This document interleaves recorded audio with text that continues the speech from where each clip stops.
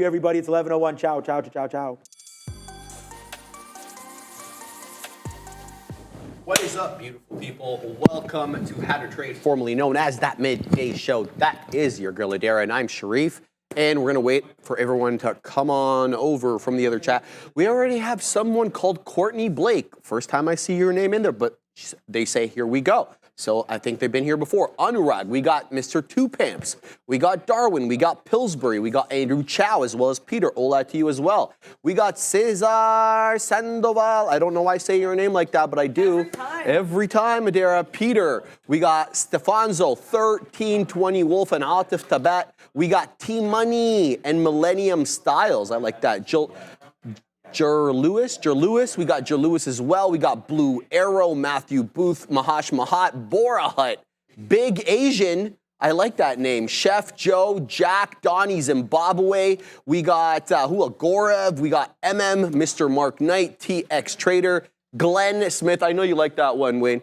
Yoel Reyna, Pitchbull, and Ronaldo. Big Spile Burdette, shout out to him, messaging me about, I told you about that 5% ES thing, so I'm sure Big Spile will have a lot to say about that. Shout out to him. I want to, before we look at what you guys are looking at, the market is taking a bit of a hit right now at this 19.2 area. Apple rejecting off, basically break even right here, guys, so keep an eye on the market. It looks like we're getting a momentary pullback. What are you looking at, Adair? Good morning. Yeah, good morning. How are you doing today? I can't complain. Everything's good. I'm breathing, walking. Everything's all right. That's what matters, right? That's what matters. There you go. Yeah, I'm not looking, honestly, my chart, I did that thing accidentally where I closed all my charts. I'm still reopening all my screens, but VKTX, I have eyes on Viking Therapeutics. Why do I have eyes on Viking Therapeutics? They're not really a small cap. They have a market cap of, I want to say 5.5 billion. I did check this earlier today. And they've been doing stuff that I really like. If I switch to the 3-minute chart, you can see a range here off VWAP. This is a beautiful bounce. Now, as Sharif said, he's like, Adara, you haven't even really been trading ranges. Like, what are you talking about, right? I can still see ranges I like. Yep. This VKTX, this is a great look here. Viking is now kind of biking a little bit lower here, but I've noticed we do have a tendency, especially if I show you the 5-minute chart here, to bounce off of those previous areas that we had a little bit of trouble with. Look at how beautifully we were bouncing earlier off that 64.50. That was a pretty big area of resistance. We come back and we do end up getting a little bit of a pop. So I want to wait and see here what we do. If we break below the 90 MA, I'm kind of tempted to short this at 65s, but not tempted enough to rush into anything.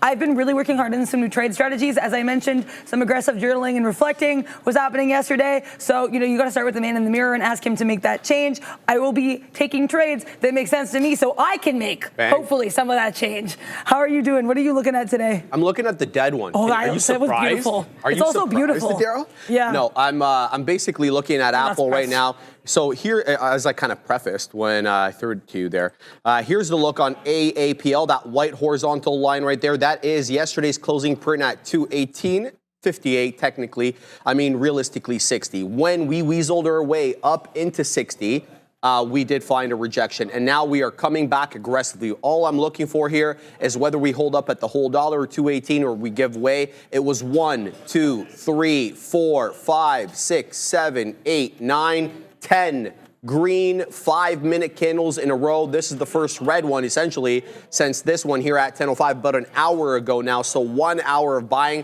Convince me this is not a buy program.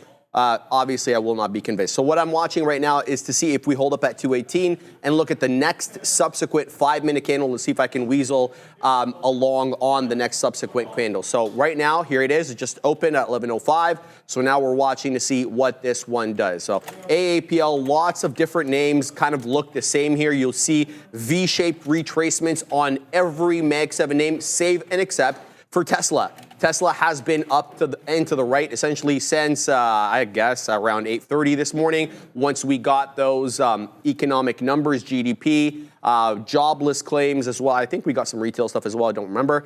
In any event, they are all very similar charts, futures included, which is at the top right-hand corner. Really, Tesla, the only outlier in the Mag 7 world right now in terms of chart pattern, but doing well, very well. 3 right now in a third, between 3 and a third and 3 1/4. So I'm going to leave Apple up while I'm doing the lesson du jour. and we'll see what we get then. Anything you want to mention before we jump into the lesson? I found another potential range, and it's on the soft one, as Sharif calls it. So let's see if we can get through these Bill Gates to the downside. If we break below VWAP, you know I want to short. If we keep bouncing here, I am fully comfortable ranging this one from 424 to this 423.30. The reason I haven't entered the trade yet is because I've noticed sometimes, quite frequently, I've had a tendency to get involved a little bit too early. I would be way more comfortable shorting this at the top of the range if we get to 424s or if we make decisively lower highs. But either way, I'm kind of leaning short on MSFT right now despite the VWAP bounce, because we did have a little bit of a bear flag consolidation, in my opinion. Thank you to James Knapp for the $5 super chat. Not seeing a message there, but thank you very much for your support. MSFT, do your thing, 21, and I might be able to do my thing, 21, with you. I don't know what that was. How are you? What do you, Lester? Good. I was just about, I was thinking about taking an out position. It's holding on here, but yeah, we'll just let this one go. It's all good. All right, let's get to the lesson du jour, baby. We are talking about exhaustion gaps today. We're talking specifically about exhaustion gaps that gap up. So there are two types of exhaustion gaps, as I explained to you guys yesterday. There are ones that gap down and basically show that the end of the trend is in, and the ones that are more bamboozling because they gap up, showing you that there's continued bullish momentum only for that gap to be filled quite quickly subsequent. So that's what we're going to talk about today. So traders, buckle up. Today we're exploring exhaustion gaps that gap up. Potential signals, sadly, that the strong uptrend might be nearing its exhaustion. So let's get right to it. So exhaustion gaps running out of steam. What are we talking about here? So imagine a powerful trend that's been on fire for weeks, days, months, whatever time frame you are trading off. Suddenly a gap appears, not downwards this time, but upwards. That's an exhaustion gap, one of two, a significant jump in price with no trading activity in between. It potentially signifies to you a loss of momentum and a possible trend reversal towards the downside. And I know I'm talking right now about downside. I'm talking about the bull case here, but this works both ways. The language that I've used is for long positions and bull positions, but everything that I say absolutely applicable to the other side, okay? And this is kind of what the up gap looks like. So we're chugging along, as you can see, higher lows, higher highs.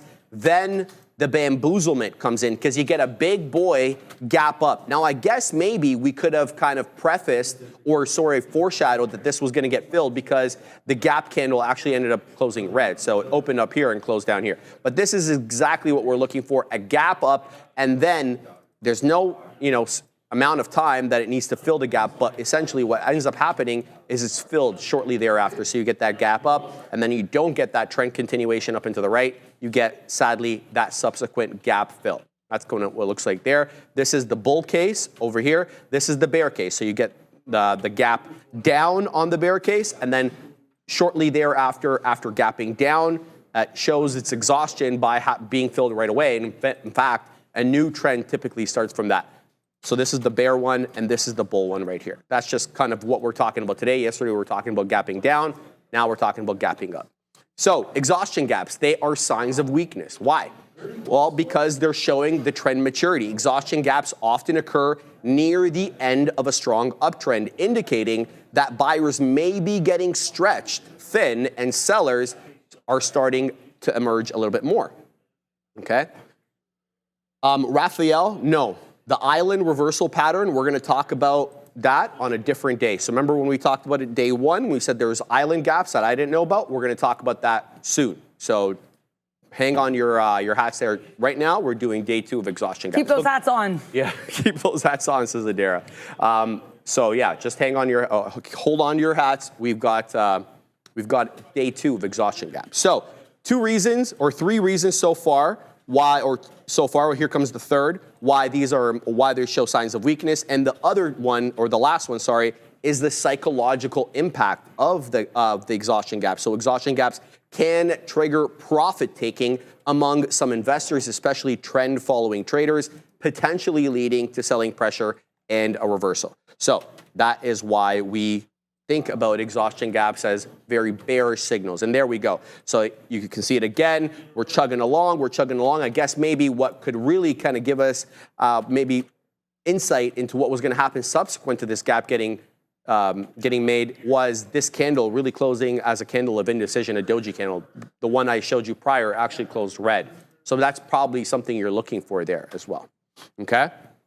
So trading with upward exhaustion gaps, we're going to take a bit of a cautious approach. I'm going to show you 2 ways here to get involved. So upward exhaustion gaps can be tricky signals. So a cautious approach is crucial. Here's what to consider when making decisions about profit taking or entering short positions. So let's talk about what you would do, what you're looking for if you are already in the long, you've been in the trend, it's moving up, and then all of a sudden you get an exhaustion gap. What should you be on the lookout for? So number 1, overall uptrend maturity. So what do I mean by that? Right, so you want to analyze the overall uptrend if it's been a long uptrend with multiple prior pullbacks. And I showed you an example of what that looked like yesterday. An exhaustion gap might indicate an uptrend is losing its momentum. So consider other technicals like, here we go. The first one, trend steepness or the steepness of the trend. A very steep trend, I'm going to show you an example in a second, a very steep trend on a price chart suggests possible overbought conditions, even without looking at the RSI, making an exhaustion gap more relevant. Now, when we have that trend steepness, it behooves us to look at the RSI to see what it's saying because we know it's a gauge for overbought and oversold conditions. So utilize things like the RSI. If the RSI is near or above 70, it indicates possibly an overbought territory, strengthening the profit-taking case. You can also look for price action RSI divergence. If the price action continues to make higher highs vis-a-vis the gap, but then you look and see where the RSI is relative to price and it's a lower high, that's something you need to be on the lookout for there. So you're looking at 2 things here on the RSI, where it is on the scale overbought or coming out of overbought, and RSI price action divergence. Moving average divergence, also very important here. So you're looking for a bearish divergence between the price and the moving averages. If the price makes new highs, but the moving averages fail to follow suit, it suggests weakening momentum. So if you're already in a long position and you see this sort of gap happen at the top there, and maybe it's all-time highs, maybe it's not, these are the things you should be looking for to see, is this an exhaustion gap or is it a continuation gap, okay? You should also be looking for volume analysis here. So what are you going to do? You're going to pay attention to volume around the exhaustion gap, but specifically, you want to see what the spike in buying volume is like. So a large spike in buying volume accompanying the upward exhaustion gap might be a sign of short covering. Who knew? Existing, which is essentially, for those who don't know, existing shorts buying to close their positions rather than essentially strong buying pressure for continued uptrend. Why is that important? Because if people are covering short there, there's only going to be umpteen amount of people that are going to be looking to take their position off the table. Whereas if there was a real bullish signal here, you'd have much more money coming in than just short covering. So that's one thing to be on the lookout for with respect to volume. And it's a bit of a kind of tool that you can use to see whether it's short covering or a genuine trend. And there's also decreasing volume after the gap that we need to be on the lookout for. If buying volume dries up after the exhaustion gap, it suggests buying force might be waning, making profit taking a good idea. So those are the things you should be looking at if you're already in a long uptrend and you see what could be an exhaustion gap. Look to these different steps to check off your list to see whether any of them apply. But that's not the only thing we can do when we get to the exhaustion gaps. How about shorting, right? We could be getting into a shorting opportunity here because it's the top. So upward exhaustion gaps can be tempting entry point for short positions, but confirmation and cautious entry are essential here because sometimes it can be a bit bamboozling. Here is what to look for. Number 1. Confirmation of the trend reversal, right? We're seeing an exhaustion gap. So what is that telling us? It's telling us the trend could be coming to an end and we could get the new start of a new trend, a downward trend. So don't rely solely on exhaustion gaps. Look for a price rejection, for example, at a resistance level or a break below a key support level, for example, after the gap. Again, you're looking for the gap to take place, the exhaustion gap, at a key area of resistance, or wait for the gap to get filled below a key area of support, okay? This suggests a stronger likelihood for a sustained downturn. What's going on over there, Katina, man? The market, the Katina man's amped about this market. And yeah, and now Nvidia's green, Apple's green, Tesla's green, Amazon's green. So yeah, we'll definitely keep looking at that once we're done the lesson du jour here. So keep going. So you're looking for, number one, confirmation of the trend reversal, right? And I gave you exactly what to look for there. You're also looking for volume confirmation. The upward exhaustion gap should be accompanied by a surge in buying volume, followed by a decrease in volume, because we need to fill that gap, right? If it's an exhaustion gap, it's going to get filled. If it's a real exhaustion gap, the gap gets filled. And how does it get filled? By a decrease in buying volume, right? As the price fails to make new highs. This signifies to you weakening buying pressure and the potential selling pressure beginning to emerge. That's not the only thing we're looking for the shorts. You should also be looking for technical indicator confirmation. You're looking for bearish signals from other technical indicators alongside the exhaustion gap. This could include things like moving average crossover, for example, a bearish crossover where the short-term moving average falls below the long-term one, like the 50 and the 200, whatever two pairs you're using. If it's giving you the signal, something to be on the lookout for. And how about a rising RSI? If the RSI continues to rise despite the price failing to make new highs, right? It's a bearish divergence and a sign of weakening momentum. That's another thing to put there on your checklist for a possible short opportunity. And here's how it goes. Oh, this is really important. So here we go. So this is the move up. We're chugging along, higher highs, higher lows. You can see that this is the trend. We gap up here. Then, a few short days later, boom, that's as good as we can do for now. And we end up filling the gap. So here's the look. You're going to get in short once the gap has been breached and filled. And then you put your stop loss at the top end of the range, the crest. So because if we curl back up, and move up above this high over here, then your trade is no longer valid, right? Because your thesis is that the uptrend is over and we're beginning a new trend, downtrend vis-a-vis this exhaustion gap and some other technicals that you've looked for. So you're getting short basically upon filling the gap, and then your stop loss has to go at the top of the crest because that's where your trade is no longer valid.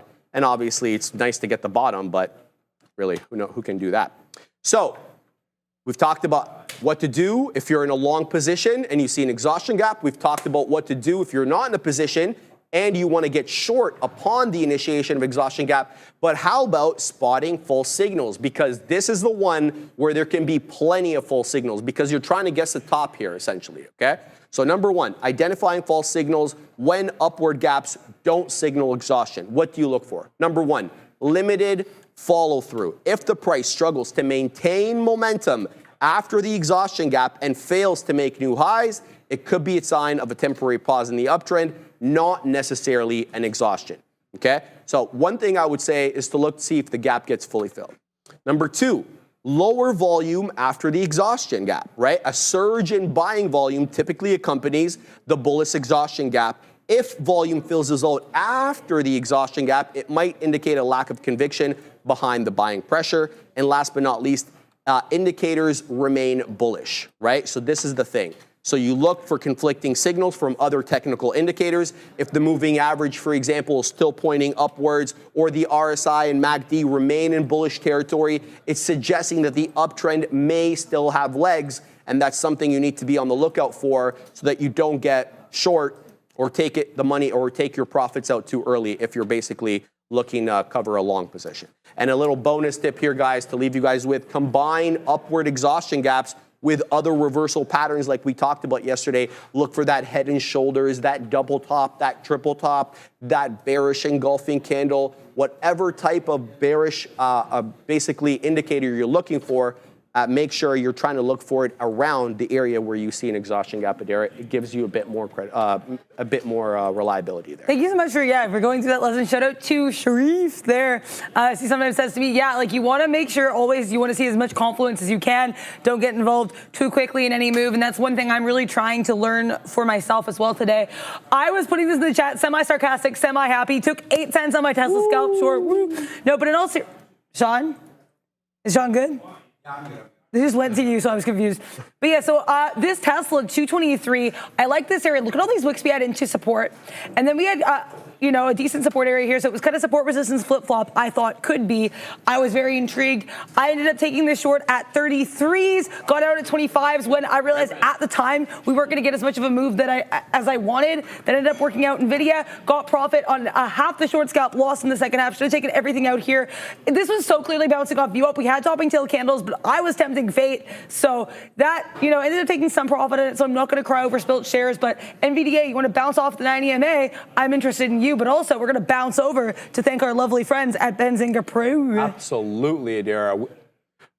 Are you tired of being late to the trade? Are you always playing catch up in this market? Are you missing out on the big moves because you're too slow to the news? Well, Benzinga Pro is your unfair advantage.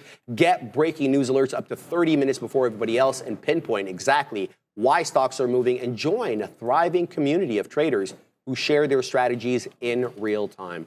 Ready to see how Benzinga Pro can transform your trading? Visit benzinga.com/pro and get yourself a free 14-day trial. Shout out to Benzinga. Absolutely doing the most in a good way. All right, so now let's close up everything here and get ready to trade. All right, so let me just get myself under control. I'm sorry. All right, so Apple absolutely continues to make higher highs and higher lows. So now I'm looking long at these levels. I think Dan, the man Emmons, tagged me in something here. Welcome to the brick wall I mentioned this morning, NQ 19,275 to 19,300. Okay, so this is what Dan, the man Emmons, is talking about. He's anticipating a brick wall of sellers between 19,275 and 19,300. Lo and behold, the overnight high or the day high on the NQ September contract, 19,304. And then look at this topping tail candle. Oh, Dan, come on. You didn't guess this, did you? 19,280, a whole 5 points ahead what Dan said, but essentially look at that closing print right back down below the 50-point level. So we are encountering some resistance, at least locally over here on the NQ September contract. So this 19,250 looks to be, you know, what's really holding us up. We had a crest there at 5 a.m. We did it again at 9:30. So I'm going to keep my eye on this level. Shout out to Dan. The closing print yesterday on the NQ September contract was around 19.2. So we're going to keep an eye on that one because it's basically everything really is kind of moving in tandem today, again, except Tesla. You see topping tail candles on all the Mag 7 names at all the spots to kind of coincide with what we see here on the future. So if we hold up here on the future, I'm looking long, but I want to see exactly what we do around here because, as Dan said, I think this is an interesting area to find some resistance, Adara. Yeah, I just got a little bit rinsed on this NVDA, which will apparently not let me out VDA. I'm like, come on, man. The orders are not getting filled. I am getting vaguely frustrated. Come on now, NVDA. Come on. So took a bit more of a hit on that than I necessarily would have wanted to. Basically, I should have gotten out of this earlier. I was seeing some stuff in the book I didn't like, and I was like, oh, wait till we see the bounce. At what was that voice? At 1430s. Then we fell below 11340s. Or 11430s. I was like, Adara, that was poorly executed. That is going on my aggressive journal tonight. It's all good, though. That was one trade. Where's the next trade? As Obi says, that's what I'm really looking forward to. NVIDIA, I've been, like I said, I took profit in part of the first trade, but I don't think NVIDIA is a name I feel the strongest about right now. So I'm going to take a look at its, I don't want to say cousin, but I'll say like its family portrait, the SOXL, because it gives you a portrait of all of those chip stocks, the chip stocks L together. Ooh. So SOXL a bit rangy, but I do not want to trust an ETF with a range. Why do I say SOXL is a bit rangy? Look at this base we have here around just shy of 41s. Every time we get there, bounce, bounce, bounce, bounce, bounce. A bit the rejection that was not as consistent, which is also why I hesitate to say range. The 41 bounce, though, I saw this in the book. This is crazy. This is what I should have been doing instead of NVIDIA. Or if I was going to take NVIDIA, like Adara, way better entry point. Please and thank you. But Tesla coming back to that 223 area, I found deeply fascinating. I tried to short this at I did take the 223.30 short. That was a planned scalp. I was trying to take the 223 even short. That I was not able to get filled on, but that's all good there. If we bounce, I'm kind of interested in taking this 223s, but I wouldn't get out right at 223s because I do not trust. I have no trust in Tesla with regards to like a cool even area to get. Like I would probably give it 97s, 98s, right? I don't know if it's necessarily gets to that 223, but also watch to see if we come back here to 223, despite these bottoming tail candles, I have no qualms taking a brief scalp short if I see stuff on the book that I like. Right now, an area I'm finding interesting in the book is 222.50. Why do I find 222.50 interesting in the book? We're waffling, we'll hold it for a second, then we'll break down below. Tesla, I think I want some of the smoke. I say I think because I need to wait to be a little bit more confident, but I do like the smoke. Also, if there's any smoke you're liking and any tickers, get involved right now. Get in that chat, exclamation point, join space, $, whatever tickers you're fancy. You might be like, why am I doing this? Well, it's because it's part of our new audience participation segment brought to you by Real Trading. If you want to hear what the big kahunas, as Sharif calls, that we're looking at today, and if you want to see Sharif take you through the story, why these stocks were moving, you got to get in that chat. You got to participate. Tesla does not want me to participate. I was trying to get filled there in the 222.50 short, but it's all good there, Tesla. There are more opportunities. That's the best thing about this market is there's so many different stocks. You just have to wait to see what's moving you. Right now, though, speaking of spice and, heat, Chipotle. I said to Sharif, I love this range on Chipotle. Chipotle now just kind of whiffling and waffling. We broke out of that beautiful $51 to $50 area range. Right now, maybe some higher highs, higher lows. I'm keeping it on my side chart, but there's, we'll have to see if Chipotle gives me a little look to see if it wants me to get involved. If I can give it a little look and nod to see if it gives me any more. And if no one knows what I'm referring to there, the CEO of Chipotle, Brian Nichol, really did make a video 3 months ago being like, oh, people want larger portion sizes. All they have to do is give a little, and then they'll give you more. So hopefully we can do that to Chipotle if we get involved. Give them a little nod and whatever facial expression this man did. Sharif knows I'm endlessly entertained by this man. Yes. We'll see if Chipotle the stock can be as entertaining for me as its CEO is. Absolutely. I'm just putting in my stops. We're long on the dead one, as you can see right here, and the dead one is Apple because that's what I call it, and that's kind of how I live my life. So here we go. We're long 80s. I've got a couple of different things here. So I want to defend the closing print. The closing print's around the $0.50.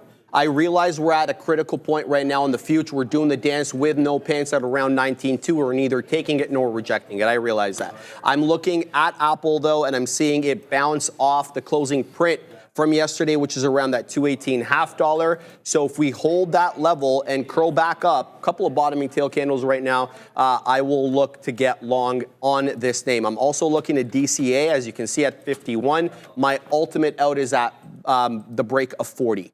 So it's going to have to hold this particular level, and it looks like it's zigging and zagging right now as the future did give up 19.2 a little bit over here. So this could precipitate Apple to fall. But I've already got everything in place. We're going to get out if it does break this area trough over here at 41s, but I will look to add towards the bottom end of the range at around 50 to defend the $0.50 level. So that's my look on AAPL right now.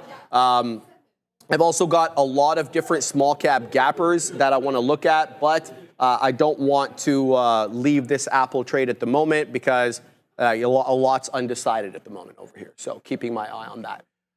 Hold my beer, says Big Spile. Are you? Oh, okay. What's going on over there, Big Spile?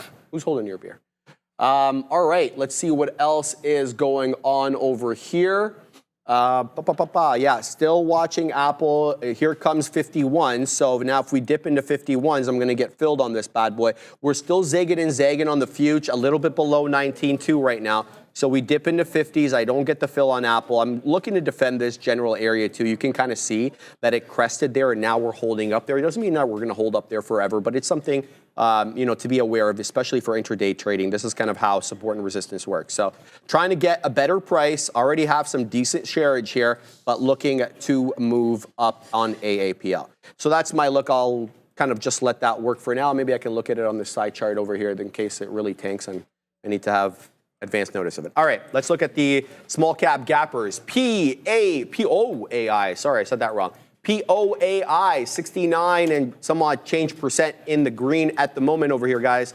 It's broken down now below the volume weighted average price, so not tradable under my system for small cap gappers. As a breakout trade, we can possibly see if a range develops later on. This one, though, looks awfully dang good. Oh, baby, VK. TX. It ain't no small cap gapper, Adara. Nope. This is a monster. It's a $7.5 billion name. So this one obviously moved yesterday at 405. It looks like it's an earnings play. I'm not going to. Thank you. Yeah. Viking Therapeutics. Thank you, Adara. Adara Dove's obviously the afternoon or the market recap show. So make sure to catch that with her and Neil today, I believe. Yes, it is Neil. Anyway, so this one did big boy moves yesterday. We closed out the day on Viking Therapeutics at 50 1/3. Now we're about $68. So this thing is at full state of pamp. And it's the high day right now, 67.88. It's been a love affair. Take your pick, either the 10 exponential or on the deeper retracements, the 20. The green is the 10 exponential. The yellow is the 20. Okay, so you can see the deeper ones over here. This one bounces right off the 20. So very directional, higher highs, higher lows, just printed high a day. Looks fabulous. Let's talk about the deets. 10 1/3 million shares. Oh, Apple just tanked. All right, here we go. And for some reason, you know, I don't get my stop didn't trigger. That's so annoying. That's so annoying. All right, so I have to give that a bit more room. So how much am I down on Apple? Not bad. All right, so we just got stopped at Apple right there. Going to keep my eye on this one as the market does come back down. Now, is it time to flip short? I need to look at my chart over here, so just forgive me a moment. No, man, we still haven't even given way.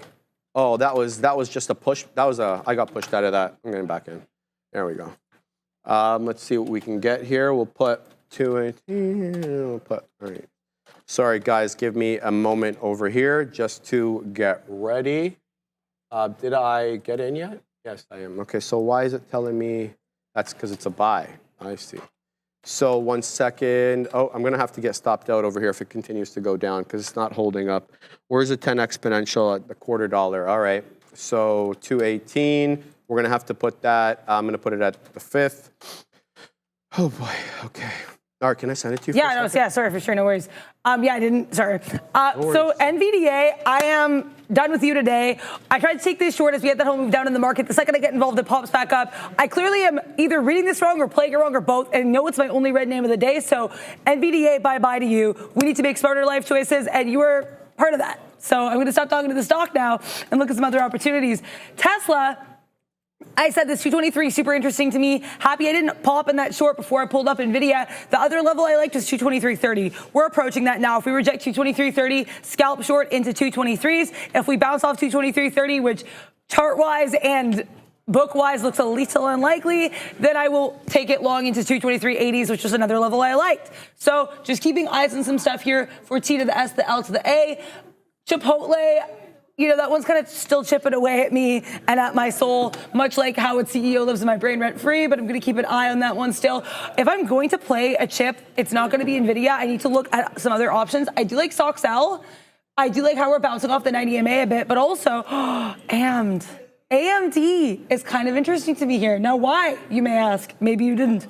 But if you did, I like that we're below VWAP. We do have not one, we have a couple bottoming tail candles. This green one we're forming right now, especially interesting. If we reject that VWAP, I do not mind that as a short, Sam, I am. I don't know, I sound like I'm like Dr. Seuss here. But yeah, let's see if this is green candles here for AMD. Instead of green eggs and ham, green candles and AMD. Let's see what we do at 141, hold dollar level, VWAP, confluence, perhaps, we'll find out. This does look bullish, but I do want to see what we do at VWAP. That could be a bit of an area of support resistance flip-flop. Really disappointed in myself with NVIDIA, but the only way I can move on from that is just to find some other opportunities, push it out of my brain, shake it off, as a singer once said, whose name was Taylor Swift. So that, you know, that's what you got to do sometimes. You just got to keep going. To say that one, huh? It hurts. But yeah, you know what? Like this SPY, let's see how this SPY, SPY. This SPY here, I like some levels here earlier, a little bit lower around that 540, 541 area. Doesn't look like we're going to be going back to that for a bit, but right now I'm spying a gorgeous bounce here off just shy of this 543 area. Now, chart levels aren't always going to matter. Oftentimes they don't for these ETFs, but I found there have been times where I've ignored them and it's bit me. It's bitten me. It's been like, Dare, you should have paid attention. So I'm going to be paying some attention to this chart as well. Let's figure out what's happening and find a plan here. Yep. And again, please vote for whatever stock you like. Get in that chat, exclamation point, join space, $, whatever tickers your fancy. Tesla, come to me. How are you doing? All right. So I'm back in the iPhone at the moment over here. I like that. Yeah. Well, I don't know if I fit in the iPhone. I think your Cybertruck reference was better because you can actually fit in a Cybertruck. Not that I've been in one, Adara, but it's okay. I know that they won't let you. So I'm looking to defend. We've got 4 red candles in a row over here, but we're still dancing at 19.2, and we're still above the 10 exponential on the 5. But we don't have to trend here. We can range, and that's the thing. That's what I'm worried about, because we are at break even right now on Apple, so there doesn't have to be a continuation of the trend. It can just move back down. So I'm looking at defending this level. We'll see exactly what we get there. Now, I'm going to put my, so I had a planned DCA that I took off because it did leave that price. So where is my 10 exponential over here? At 35, so we'll put it at 37s, okay? And then we'll look to get the entire thing out at, nice. So just allow me one more second over here. There we go. Now we're good. Okay, so let's see what we get now. Now let's go back to the small cap gappers, because we were doing that analysis before we got stopped out on Apple. Yeah, man, and VKTX is just going here, guys.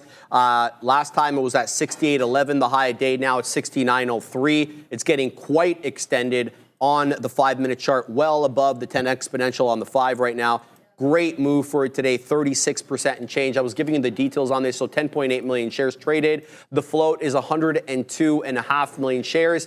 And the short float, let's find out using trade ideas. Shout out to Nos Boss and his crew. Large short float, 16%. So this can go. I mean, it's not the biggest, but it definitely absolutely can go. VKTX, it behooves us now to put this up on a trading screen over here and get a look at what the spread is. VKTX, is this on the NQ? We'll find out. It is. So it's about a 21 penny spread as I'm looking at the moment right now. So it's a little wider, but I could have told you that it's tightened up for like a second there. It was 5 pennies, now 13, 12 over here, still moving up. This one, you're going to really need to look at the book to see where the buyers and sellers are, because quite frankly, it is you don't have too much in the way of support, or at this level. You're looking at support at 67. I mean, that's the last area crest that I see there. There's another one at 66.5. So it looks like this one's really headed up. I don't have moving averages off which it's shadowing. Let's look at the 1-minute chart over here. It was a little closer to the 10 exponential on the 1. Now it's a little bit above that. But look at this on the 1-minute chart now. 3 candles of indecision at this area, so keep an eye on that. All right, back to Apple over here, because I just did get triggered on my dip down. So let me look exactly at what the future is doing, or whether I'm going to get in trouble with this Apple trade. Again, it's still not below the 10 exponential on the 5, so I'm going to pack my patience here, Adair. Yeah, this NVIDIA, I know I said I wasn't going to trade anymore, but I was like, Adara, you also can't not, like I was saying to Sean, you know, we were saying this a while ago, a scared trader is a deficient trader. If I still like a look, I feel like I'm doing myself a disservice by not doing it. I go to short NVIDIA, and because we're below the 90 MA, we're below 114.20s. It looks great. It's giving you short opportunities, and I get involved in videos like, what do you mean? I only ended up losing like 9 pennies here, much smaller position. I'm happy I tried to take it because I still like the look of it. But yeah, NVD, no way for me. Let's put it that way.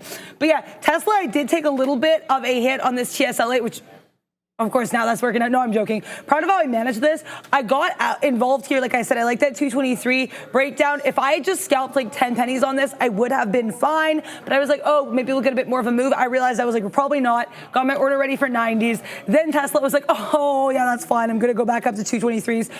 Like I said, I like that 223.30 area. The second we broke above it, I got out. Or like the second we broke and held above it, I got out. And now it looks like we're just like, you know, back to rejecting it, so that's cool. On T to the S, the L to the A. I think today, so far, I feel like the mental's in a much better place than it has been so far this week. Like I said, nice. I don't know if I said this, but it's been a bit of a rough little losing streak over the last few days here. But you know what that means? Streaks are meant to be broken, just like rules. Ooh. So unless they're winning streaks, I mean, in that case, let's not. But let's see what happens here in these markets. Ford I have on my side chart. And Ford is interesting to me because we're bouncing off the 90 MA, but there's some massive rejection here at VWAP, and not even just at VWAP. Look at these earlier wicks here into 45s. Ford does not want 45s. It cannot afford the $45 level. And I am like, Ford, if you don't want this, and if you prove you're going to make a lower high, I will short you. I will short you, Ford. Just watch out there. Get it, Adara. Thank you. I appreciate it. Well, we haven't gotten anything yet, but we have that, and I'm still threatened Ford. I like that. Thank you. And I'm still giving CMG the little, you know, the CEO approved nod to be like, hey, CMG, give me some opportunities, because look at these bounces here off the 90 MA. Adara, bit of a flat top high. We're 50 pennies in the money now on Apple, so it's inching into about 219, guys. Keep your eye on this one. It was just squeezing. I didn't mean to interrupt you. You know, I'm happy. Please interrupt me with It was that. squeezing, yeah. That's Oh what I my wanted to gosh, point out there a little Apple. bit. I'm sure you're pleased as apple pie. That's a great look on that. CMG though, these higher lows with the flat top. You know what? I've been trying to build some more playbooks, and so one of my playbooks for like chart-based trades is where would you get out if it goes wrong, of course, because like I said, I prefer the tape scalping, so I need to have some other opportunities. I like that 50 area as an area of like if this goes wrong, get out. I'm also okay with starting to build this if we see higher lows. We're gonna have order set for 21 for reasons. We're gonna set my order at 21 for you know 21. exactly to see if this does something for me. I like this flat top. I'm gonna start with a smaller position and then I'm willing to build into it. I'm also willing to take out some profit as we get to the top of that range into 40s and then build in and out like slalom skiing over here on this chart. NVIDIA, I wish that you just like made sense because I feel like I have reads in NVIDIA, I'm just not playing them correctly. If I get back involved in this, it's going to be like a scintilla of shares, the smallest amount of shares one can manage. But I also, you know, you want to take trades if you like the look, but there's sometimes where you just have to be like, Adara, you can't read the stock. You got to go find a book that is in a better font for you. But I want to hear about your awesome Apple trade. It was good. We moved up. I got to tell you, I'm starting to feel very bearish about this market. Microsoft is leading the way down, but we're kind of getting into this area where you feel like we're kind of consolidating a little bit over here for another move back down. Now, you could make the argument that it's a bit of a cup and handle, right? We have this V shape and then you kind of consolidate sideways for another move up. I don't think this is the day for it. And the future's kind of foreshadowing it because we just gave up 19.2. So here we go. I think this is a down move here. Now it's just about what we take down. You can already see NVIDIA just went negative again. Amazon right back into flat. Meta's already been negative. The soft one is now negative again. Goggles is negative. Really the only ones that are, well, Apple was just positive. They're above 50. That's now down 0.1. So this looks like a move down on these here markets. It's just about what we take down. And softy is absolutely dropping like it's dang hot right now. Let's load up the soft one over here because it is doing its thing to the downside. No bid right now. It doesn't seem like there is for Microsoft. 421 incoming. Also VWAP on the future incoming as well. Keep your eye on that because that could help stop the bleeding. 19.125 is the volume weighted average price on the NQ September contract. So I'm looking here to see exactly what we're doing at these levels. Yep, we just got into the 50-point level on the future and then held up there. So softy bleeding as we can see over here, but catching a bid at around 421. Is this a short the pops kind of situation? I'm looking also at Apple on the side chart and is now at a fifth of a dollar, 50 pennies below where I was at. Soft one's at 421. Oh, baby, the market's coming down. Big Spile must be amped about this already because now the market's coming down the way that he likes. So I'm looking to see exactly what the move is here. Well, if I'm going to get short, I'm going to have to short the pops. But I'm not 100% sure that I want to short here. That's the thing. Oh, boy, these markets are just a little bit more difficult these days. I feel like I should stay away from the Mag 7. And look to trade maybe something more Russell related. What the hell? The Russell's up 1.8, bruh. Yeah, this is not the time. I don't think I'm going to be looking at the NQ for much longer. The Russell's up 1.76, was just up 1.8. I'm looking at the RTY September contract over here. You can look at the IWM if you'd like as well. There's others that you can look at. There's the S&P 600. Which a lot of people like better than the Russell because they say there's too much crap in the Russell, whereas the S&P 600 is a bit more discerning. Here is the future. There you go, 1.72. We just touched 2261, getting a bit of a sell there, but still holding the 10 exponential on the 5 on the Russell. So good luck for them. It was down yesterday, but only marginally. So yeah, man, definitely rotation here in these markets. No question about that. So I'm not sure exactly what to get into because the future's coming down and Apple's trying to move back up. So I don't have a read on the market, Adara. Yeah, I mean, CMG, we're like a couple pennies out of the money on. I'm trying to be patient here. Emphasis on trying to see if we can make this guacamole. Like I said, I don't really have a reason to leave yet. I was watching to see what we did at 50s. Wow, Apple. I've been watching the book on my side chart, side book, whatever. I'm 2 pennies out of the money right now. If we can get back to 20s and hold 20s, I'm willing to add a little bit because I did sort of pretty small position. It's like, you know, it's not a whole burrito bowl yet. It's a side, but I don't like here that we're below. I want to see us retest 50 20s. If we break below 50 20s, I'll get out there basically flat. Or sorry, if we try to retest it, we fail it, I'll get out flat. I have no qualms. I am qualmless. But right now I am also, yeah, it's been. I agree with what you would say about it being a harder day to read the markets. I'm really disappointed with that NVIDIA short because I think I had the idea on it right. I just executed it really poorly. A lot of that in terms of levels, aggressive journaling time tonight. People were asking me what program, someone was asking me in the chat, what programs do you do your journals on? I do a little bit just on the notes app on my phone. I'm going to be really honest with you. But also some of what I'll do as well is just I have a Google document that I use called Tickers to Look At. And that's going to be like my pre-journaling. So stuff that I see when I sit down in the morning, stuff that I see when I'm at the big desk, levels that I like, things that I want to remind myself of. Anytime I hear anyone say anything wise, I'm like writing it down because I think you have to have multiple processes sometimes. But also, I am processing that there looks like there could be some opportunities here in this market for some little trades for myself, including the SPY waffling around that level. I like that 543 as I mentioned earlier. We are below the 90 MA. I don't want to get in the way of this bounce, but that's an interesting look to me. But the one that's maybe more enticing to me is SOXL. SOXL, if I am, for whatever reason, incapable of trading your pal NVIDIA, one of the members of your family, I will take you in a heartbeat. Why will I take you in a heartbeat, SOXL? To be fair, we are a little bit bull flaggish, but that 41 level, once we broke that down earlier, that was really, really spicy. So I want to get involved at 41s, and I'll add at 17s if we get there. Let's see if 41 can do something here for us. I'm going to try to get involved at 40.99s, and then if we get to 17s, I'll add a little bit. If we break decisively out of that 20s, that 20 level was one I was certainly watching. If we break into that, that's where things are going to get dicey for me. So maybe I won't add 17s, I'll add 11s. Okay, SOXL being like, oh yeah, Dara, we're just going to pop now. I'm like, okay. Might need to take a step back here, take a moment to breathe in these markets. It's really hard because you're like, if you have the confidence, you want to take a trade, but it's like, are you seeing it correctly? Are you moving it correctly? Are you following your process? I like so far what's going on with SOXL. Happy I added where I wanted to add. Happy we're rejecting that 20s. But if we break above 20s, which it looks like SOXL is going to try to test me in a second, these things might get a little bit dicier here and I might get socked in the face. But I see you're taking another bite of that here, Apple, and I do love all those bottoming tail candles. Yeah, I mean, Dara, I don't have a read on the market. I got to tell you, it's zigging and zagging in a way that is not readable. Look at that. It just dropped off. Yeah, I don't have a read. I'm done trading the Mag 7 today. I don't have a read on them. I mean, I'm not working in my way, not bouncing off my level. So let's look for something else. I'm going to look at my watch list. Let's bring in the side chart over the side watch list over here and have a look at something different to trade because I'm not doing the Mag 7 no more. What's up with some of these names? Oh, baby, there's a lot of stuff moving. It doesn't just have to be the Mag 7. There we go. There's a lot in Greensville over here that we can get to and Redsville as well. We can keep an eye on crypto. A lot of movement there. Have to look at some of these. All right, so what do we got down in Weedland? Yeah, not much outsized in Weedland. All right, you keep going over here. Anything afoot down here? Solar strong today. Not surprised there.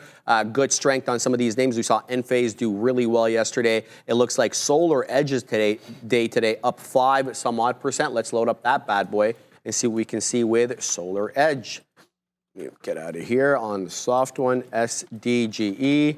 Let's pull up, or is it SEDG? Oh, God, I don't even know. It's SEDG. SEDG. It's on the NASDAQ. Yeah, there we go.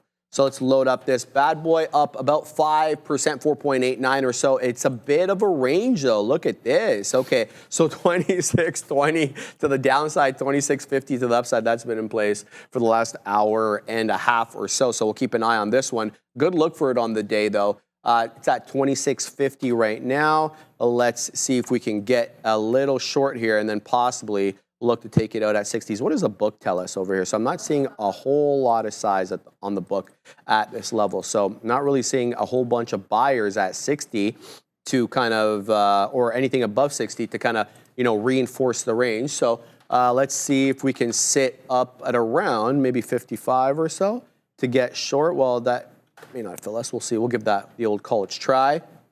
Shout out to Big Spile, Burdette, $5 super chat. Sharif, no Big Kyle sent me this section on the watch list. Come on, bro.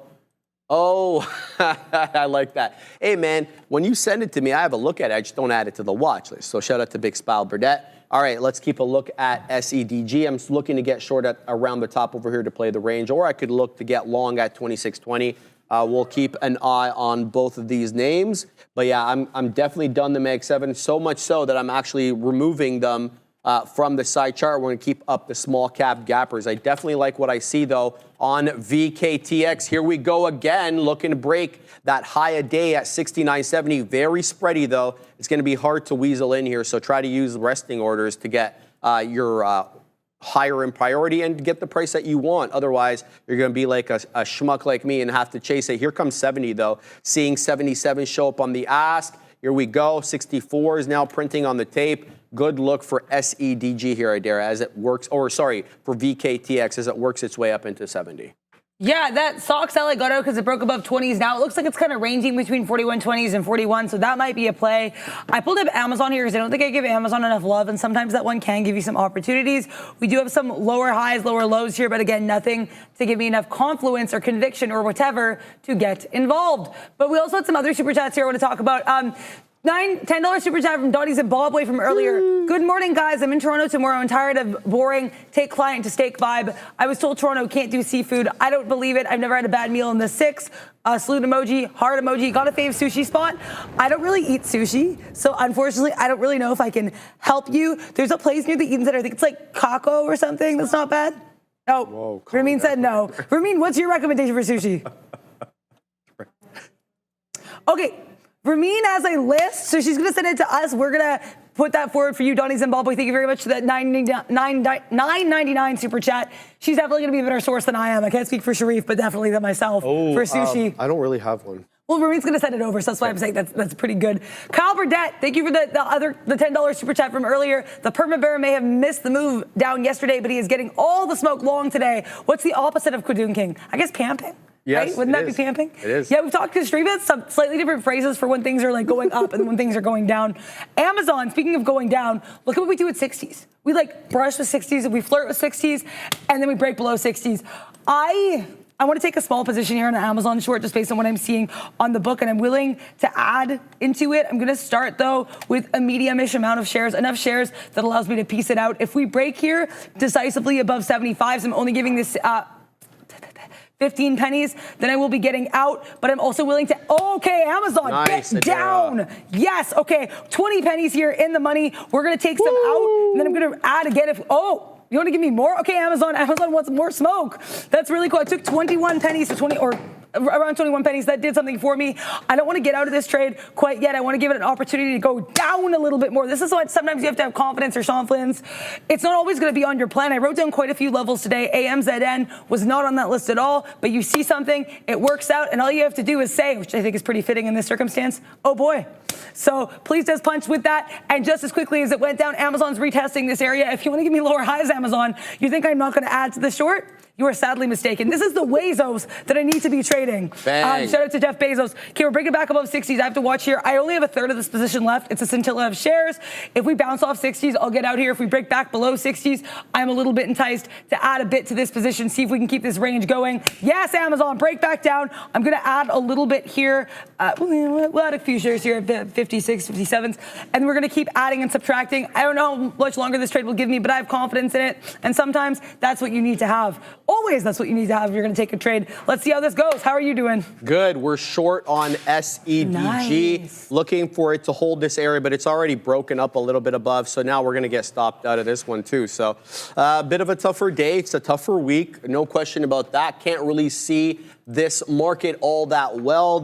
Yesterday was really about Tesla getting me in trouble. Today it's just me not really seeing the market all that well. So I'm going to have to take it a little bit easy over here because the trades are not working out on the day. Now, I've got the small cap gapper still in play. I see VKTX still doing its thing, but definitely stalling out a little bit at that 69, 87 or 82, whatever it was there, basically in front of 70. So looking to see whether this one is able to take that 70 level. At 60, didn't do much. So broke through 60 without a whole lot of trouble. So keeping an eye on that. What are you guys looking at, though? Give me some ideas, because I don't have a whole lot on the side charts today that are in play. Really, most of them are breaking back down, save and except for VKTX. I see SOUN, people talking about that. Looks like Soundhound's back in play. It's that high day at 477, but it's only up 4 3/4, but it's not a bad look for SOUN. This is what I'm looking at right here.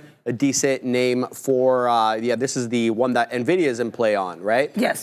They are invested in this one, and it's actually not a small cap gapper anymore, guys. This is a $1.5 billion name. So getting bigger there is this one. So keep an eye on both of these. I'm still keeping an eye on SEDG. Let me cancel that order there that I forgot to cancel.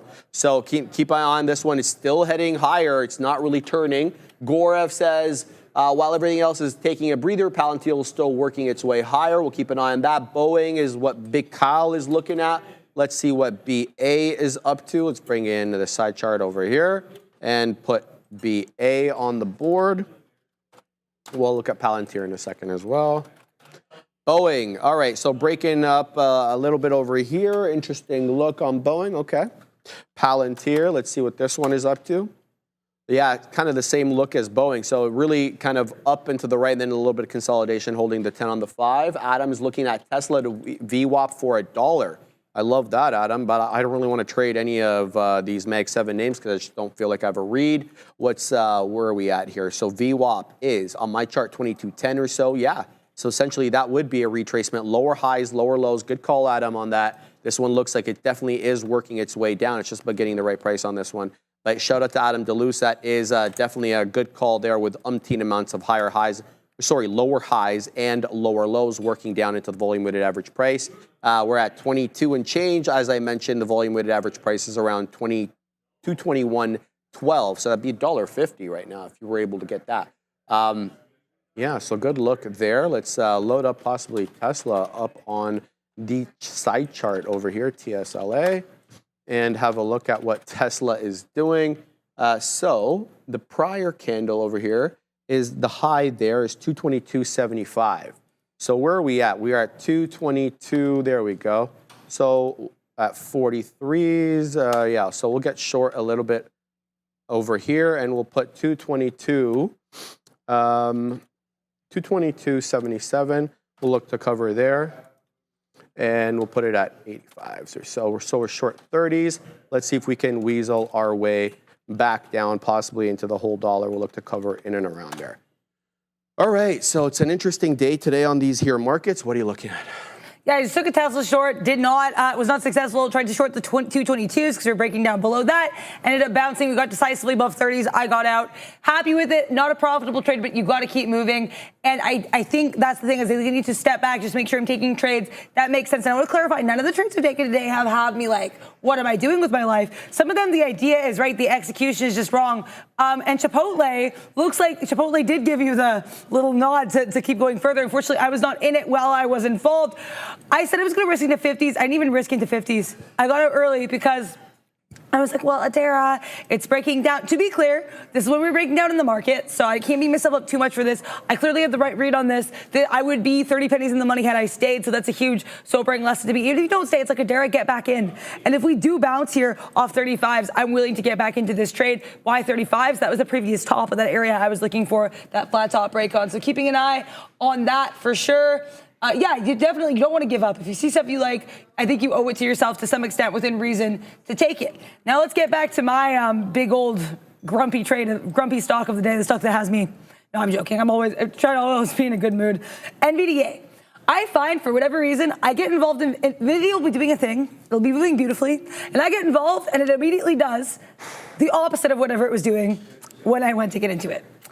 So that's obviously like paranoia, that's bias, I'm gonna be really honest. But at a certain point, you're kind of like, what, you know what I mean, what's going on? Like, it's not you, it's me, do you know what I mean? You start having a weird grudge. I think NVIDIA, I like that bounce here off 114.30s, that was a level I liked previously, but I don't know if I wanna play it on NVDA. I don't know if I wanna play it in NVDL though either. So this thing, if I gotten involved right when I saw it, it would have been 30 pennies in the money, but woulda, coulda, shoulda. AMD, a little bit interesting to be here as well. I like what we're doing around that 141.50 area. I previously mentioned 141, but 141 kind of didn't matter to AMD. We had a bit of a base. Looked like we had this at lower high.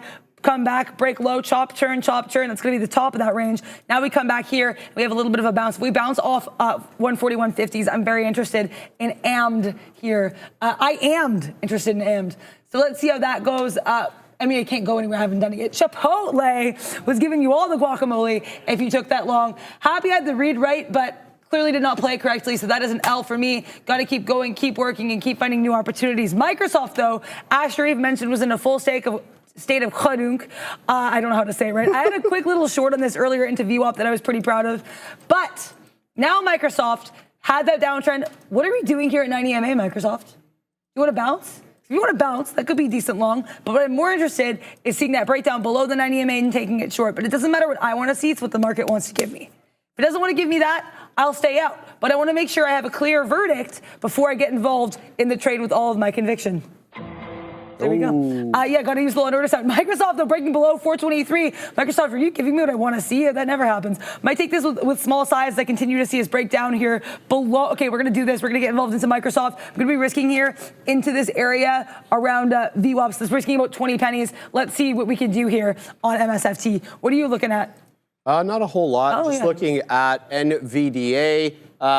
Tried to take the 115 long, lost 5 pennies on this one, and it dropped aggressively. So it looks as if it's a kind of a short the pops. Got stopped at a Tesla as well. Surprise there, guys. And I had the completely wrong idea on SEDG as I got short, lost about 20 pennies, and now it's up about $1 from where I got in. So yeah, I just don't have a read. Simple as that. And you don't have to have a read every day. So I'm done trading. That's it. I know it's only 1 hour in, but I'm not trading anymore. So if you guys want me to look at anything for you, absolutely throw it my way. Otherwise, we'll just do the lesson and you guys can watch a dare trade, but I'm not going to just take hits for the sake of taking hits. So throw whatever you guys want me to look at for you in the chat, but my trading is done for the day.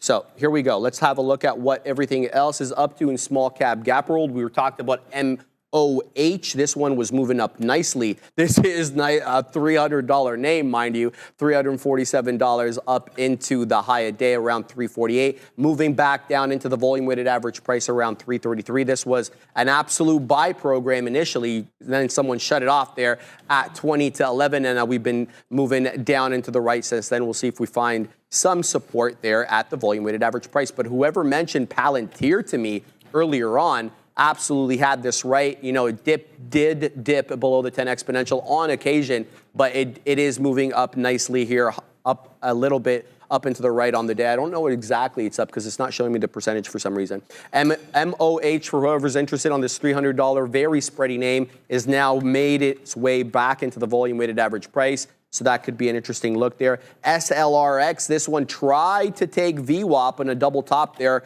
rejecting at 375 or so. But most notably, put in that higher low, and now it's trying to work its way right back into that volume weighted average price again. So we'll keep tabs on that.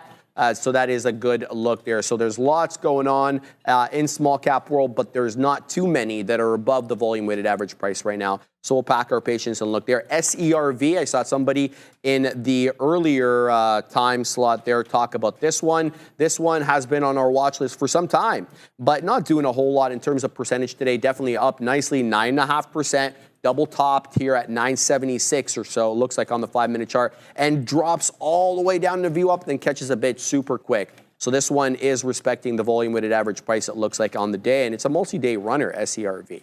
Palantir blown through that high day on the way up to 27. I know a lot of interest on this desk for Palantir, so guys, keep your eye on that one. Yeah, Tesla here. I'm looking for that 223, and I took a really small position. Why do I like this level? We are bouncing off the 90 MA, 223. I don't want to say flat top break because it's not really a flat top break, but it is an area that has been really interesting. And now we made these higher lows in the book. That's why I got involved. Definitely could have gotten a better price. Already doing some journaling here live on the show. Should have waited for 70s. Wanted 70s, couldn't get 70s. Was like, we'll take 84, so 14 pennies there. I want to see us break above 23. And we're seeing higher highs, higher lows here on the book to support that. The thing I don't love is that now we're kind of getting all weird and waffly with 70s. We got down to like 66 and 69s, and we bounced, and I was like, okay, cool. Tesla, I see you, Tesla. Now, Tesla, I see that you are getting a little bit confused. So we'll have to see here. I did like this, though, because we did have that bottoming tail candle. We're bouncing off the 90 EMA, that 223 area. The way we're pushing into this, I find to be pretty promising. These are the type of scalps I was taking yesterday in TSLA. TSLA is a name that if I trade, I really need to be exclusively scalping it. So let's see what happens here. If we break decisively, yeah, okay, can't do this here below 60s. So we're going to have to be getting out here of T to the S to the L to the A. Should have played that better. Definitely should have scalped a bit more. If we're back below the 90 EMA, I'm interested in taking some short scalps. I'm just trying to make sure that I'm preserving the mental, preserving my risk, and making trades that make sense. So with that in mind, definitely staying away from NVIDIA, but I have no qualms about trading AMD or SOXL. I am happy I waited for the AMD, though. I know it was like, oh, 140, 150s. That would not have been the vibe. That would not have been the vibe. We could not hold 141.60s. If we bounce, though, here off this 141.30 level, which I'm now thinking might have been the actual level and not the 50s, here, which also happens to be in confluence with the 90 EMA, that's the top of that previous range, support, resistance, flip-flop. So that'll certainly be worth noting, things to keep an eye on. But if there's any stocks you're keeping your eye on and you're like, hey, I wonder what Sean would have to say about that, or Neil. Well, guys, I have an answer for that question in the chat. Exclamation point, join space, $. Microsoft, AMC, Meta, Amazon, whatever tickers your fancy, you get involved in there right now and you place your vote. Finch Jane having a suggestion that is making me laugh. Adara should start a Stressla channel on YouTube. Yeah, I don't know if anyone wants to see me yell at Stressla. Basically, I already do that here on this YouTube channel. So shout out to Trader TV Live. Yeah, that's already one. Shout out as well to Real Trading, which is our sponsor, and they bring us that awesome audience participation or participation segment.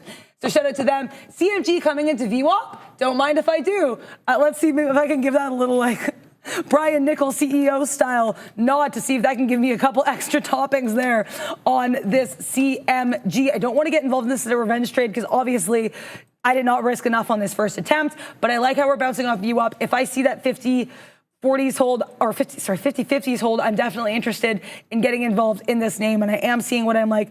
I'm going to risk it. We'll risk it into 40s. I'm going to risk 10 pennies on this.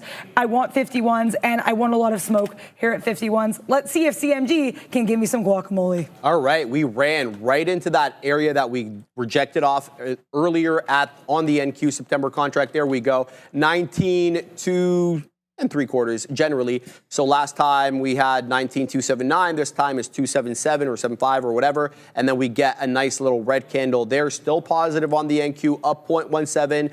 To go red, we got to break through 19.2 or thereabouts. So another couple of rounds of red candles coming in on the Mag 7 right now. You can see Apple off the highs, NVIDIA rejected 115, Tesla all the way back down into the general 222 areas. Amazon faring a little bit better, even though the chart looks very much like the future, still not really rejecting off those highs. And positive on the day is Amazon. As a result of that NBA contract, looks like they're going to basically steal the deal from under Warner Brother Discovery's eyes, even though Warner Brother Discovery said that they had the right to match the deal offered by Amazon. Not so, says the NBA. They said, no, you only have the right of first refusal or the right to match for certain broadcasting rights, not streaming rights. And now obviously all the money is not with linear television anymore, it's with streaming. So that's where they want to make the majority of the money. And then Amazon obviously outbid Warner Brothers Discovery because of like 10 times the size.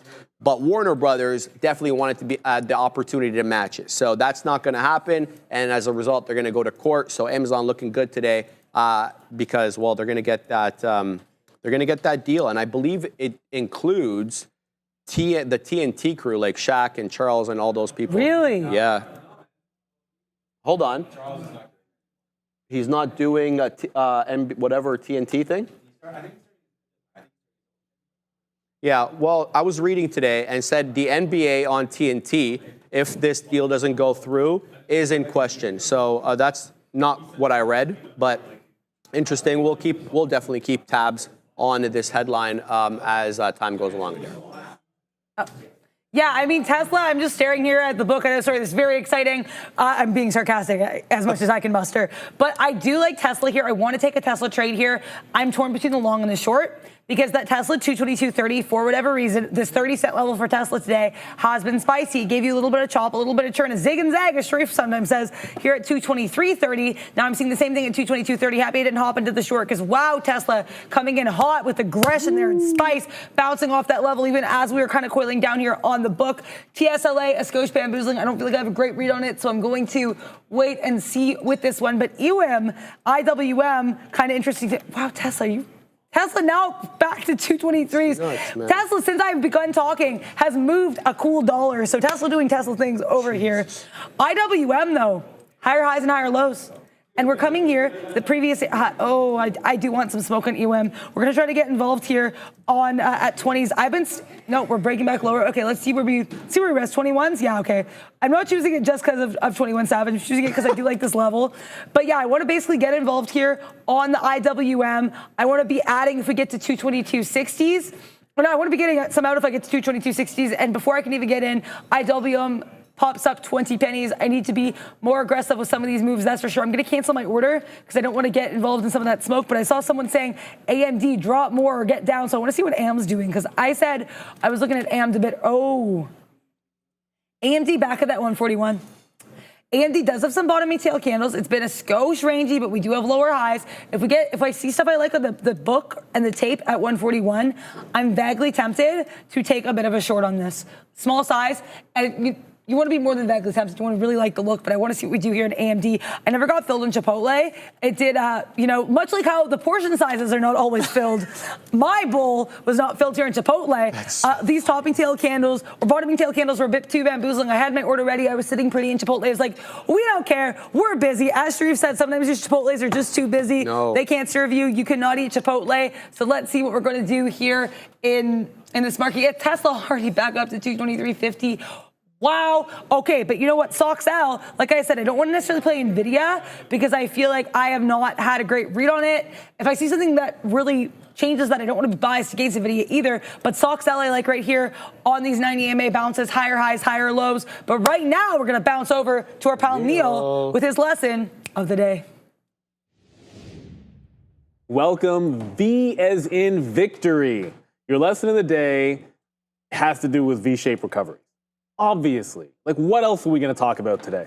I mean, the way that the market moved, I missed out on yesterday's trade, but the way that the market moved yesterday was a steady decline, heavy sell, short the pops, everyone run to the hills, all that kind of stuff was true of yesterday's trade.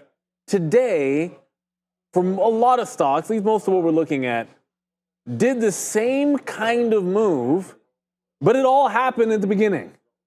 And the next thing you know, you blink. Well, I mean, maybe not a blink, a succession of blinks. And then all of a sudden, you're right back up to those tops. So, in a situation like this, it's very rare, unless, if you're really good, maybe you can have tops and bottoms here. It's very rare that you're going to find yourself short at the top and absolutely banking and bearish on a move, and then maybe not giving something back or somehow reversing it at the perfect time. You're not going to be perfect on daily today. The goal is to just be better, maybe get out of the way when it does the full V shape. So I'm going to give you a couple of scenarios here. Obviously, what you can do differently. I'm going to talk about ARM, but I want to start with NVIDIA because when we talk about that steady selling, this is the thing that I think has the best example of it, where from top to bottom, at the open, NVIDIA in yesterday's trade, about 119 change, and then you have a bottom all the way down here at 114. So you got a $5 move, and then from previous close, essentially like a $10 move. So it's overall, from close to bottom, going to be $10, but it's like a $5 steady downside. That $5 happened in the first push from 927 to 3 minutes after the open, and you were down at 11. Like that was the entirety of the day's range in 5 minutes at the open on NVIDIA. Then it popped back in to 113 and then goes 7 more to the downside. And now you can see in hindsight it's going to be a crazier move. Now, where the hint, and I'm not here to tell you that it's a guarantee that it was going to come all the way back or anything like that, but the hint that it could be something different lies with steady, steady, steady, fall off a cliff, panic move to the downside. And when this move broke down and I got out, when it extended this far, bigger than the actual range it had put in by some, when that starts reversing and climbs above VWAP, I wasn't long off of it, but this is the thing.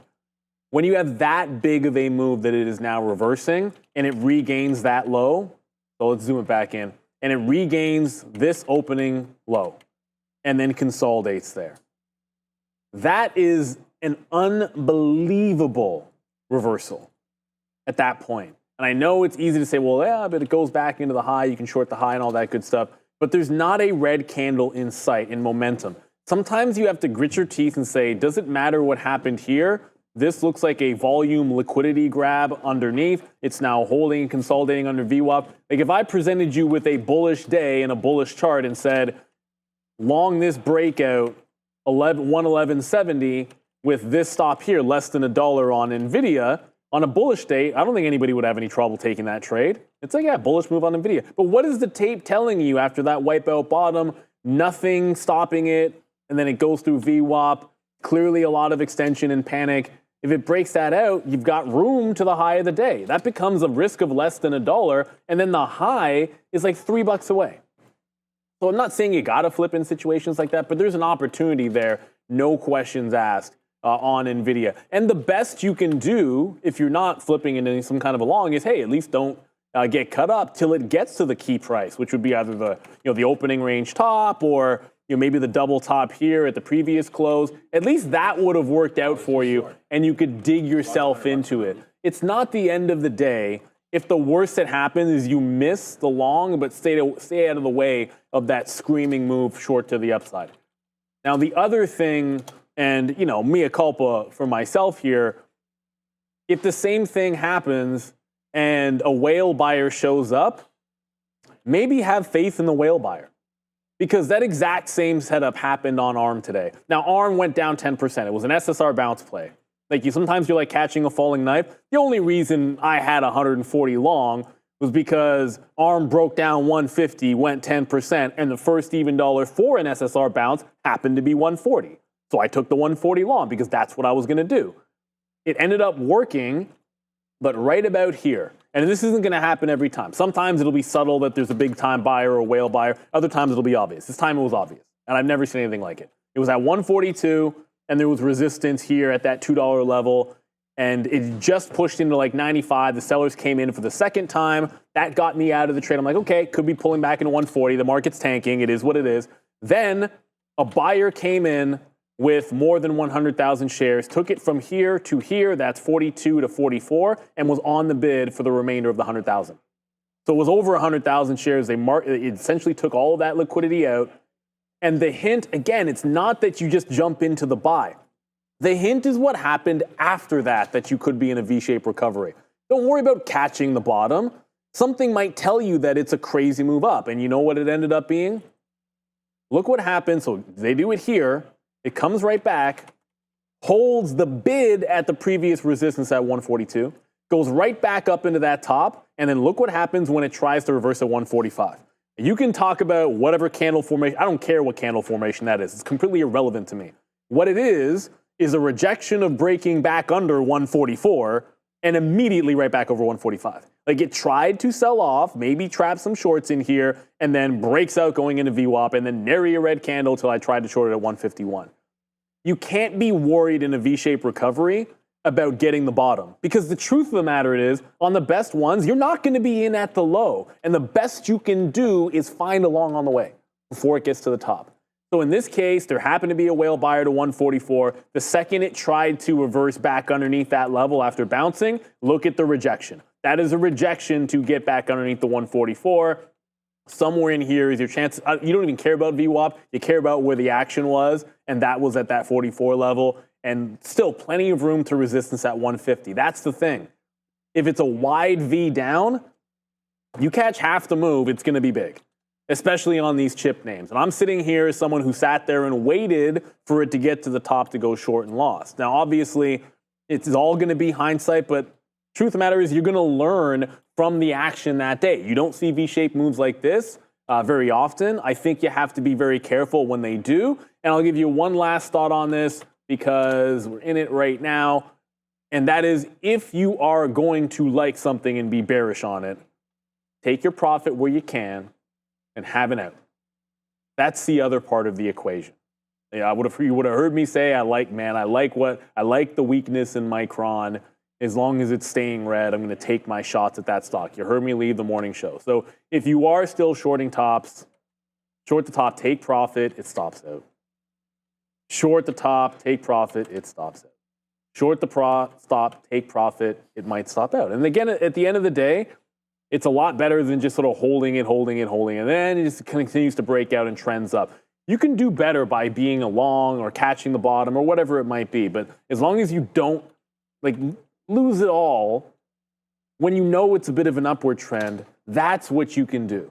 So it's not about trying to be perfect. It's about being the best that you can. And as I said, right there, it just hit that top, I'll get out. We flat on Micron today. But we are trending up. I think the biggest lesson is don't worry about catching the bottom. Where can you get into a trade that makes sense once you're into that crazy V shape? In NVIDIA's case, just to recap, opening range bottom, crazy extension that the big first move, the second move was bigger and bigger than the panic day yesterday. When it regains to that previous level, it tries to dip, holds it like a champion, and then breaks it out. That's your chance to join the long if you don't have it off the bottom. And in ARM, just another recap, it was when that buyer came in at 144 and it tried to dip under that 144 again. That's your chance to get in the long. Don't worry about catching the bottom or of a falling ship. If it's going to do a V-shaped recovery, there is lots of room to get into it. And if it's that explosive down, you just need a piece of the move to the upside to get a big win. So that's what you should shoot for. If you sit there saying, I could have had the bottom, well, then you're just not making a trade for the rest of the day. You got to take what's out in front of you and what you can get. And on a V-shaped recovery, any piece of it's going to be a good one. That's your lesson of the day. Good luck, everybody. This market can't be stopped, it seems. Thank you very much, Neil. Informative, eloquent, and awesome as always, everybody. Neil Roberts around that noon hour every day. Make sure to catch Neil's lesson of the day. All right, guys, I am no longer trading on the day. I am done trading because I do not have a read on this market. But if you want anything looked at, throw it in the chat. I'd have more than happy to look at it for you. Otherwise, you guys are going to have to watch a Dara trade today. I'm keeping my eye on Apple, though, because it is at pivot points here as it goes green on the day, 0.75% as it goes through that 220 area. I was looking actually at this one to see if it would reject off the IB high at around that 219 and 4/5, give or take, and it just blew through 220 into that pivot point around the $0.50. So good strength coming in on Apple. I was about to say that I feel like NVIDIA and Tesla have local areas of resistance, 115 for NVIDIA and 224 for Tesla, but NVIDIA just took 115 again. So, and it's putting in a bunch of higher lows and higher highs now. So good recovery as it looks to take out that $0.75. We're only like 20 pennies away from NVIDIA's high a day. And you can see the future bamboozled everybody. So everybody was looking at Dan the Man Emmons' level, that 19.225 to 19.3, and now we're just blowing through that 19,338 now, the high of the day on the NQ September contract. And you see NVIDIA at the high of day now, Tesla breaking through 224, Apple with a new high of day at the $0.50, Amazon with another high of day, not half day, it's not going to school. 461, maybe, yeah. 461 here on Meta as it also looks to go green, down marginally, 0.03%. So the market really fighting here to get some, to catch a bid really and catch a little bit of the shellacking that we got the last couple of days. Zion Lala, I missed it. Why aren't you trading? I just don't have a read on the market today, my man. So there's no point in just throwing more money and catching more L's. Palantir breaking, says Gorev, will be done taking profits at 27.21. We mentioned that one. Shout out to Adam, who was talking about that one earlier as well. PLTR having itself a day. Let's pull up PLTR on the side chart over here so we can see what it's up. It's up 2% through that $27 area. High of the day is 27.16. It's also at pivot points up here, so keep your eye on this one. Looking to go green after really getting shellacked yesterday. Still well below the previous day's high, though, Adira. Yeah, Oh, you have to keep talking. Sure, no problem. I got to keep talking. Says the Chilean nightmare. All right, let me put my headset in. All right, so let's look at what else is moving over here. So I just got to load this bad boy up. There we go. All right, let's keep having a look. So what do we got over here? So we were just talking about the market being strong, this, that, and the other. Okay, so goggles now just went green on the day as well. It did what I was talking about, what Meta wanted to do, which was that 172 and 2/3. It breaks through that. So it's above, well, still below the IB high. The IB high is around 173.42. This one is working through 173. It's definitely green on the day, but definitely having some trouble there. So keep your eye on that one. Meta just went green, although like barely, but it is really on the way up as well. So good strength coming in on these Mag 7 names. But as I see here, Tesla still having trouble with that 224 level, putting in a bit of a doji candle there, showing that it's having trouble taking on the day. It's been up to 225, 224.99, but you can see, I mean, lately it's just had trouble breaking through that $224 level. So we'll keep tabs on that. What is VKTX up to? Okay, so this one retraced a little bit here. Now it's putting a bit of a dalliance with the 20 exponential on the 5 at around 67 1/5. 67 1/4, something like that. It's still lower highs, lower lows. Well, actually not lower lows because we got a bit of a flat bottom at the 20. So VKTX looking good. It's been, up and to the right all day. This is the most prolonged of the retracements and the longest we've been at the 20 exponential on the 5. This could break down. Keep your eye on this one. 67 is an interesting level owing to this area crest. So we rejected 67 initially, dropped to 64, and then really took off there at 69.82, almost 70 generally that area. But now, right now, we're kind of really holding up at the 20 here. If we make another high, a new 5-minute candle to make a new high, that could be an interesting entry point. Otherwise, I'd be looking for possible dips here on VKTX. Yeah, thank you so much for going over that. Thank you to Fabian and Nermeen for getting my mic all ready. If there's any stocks that have you excited, go in that chat, !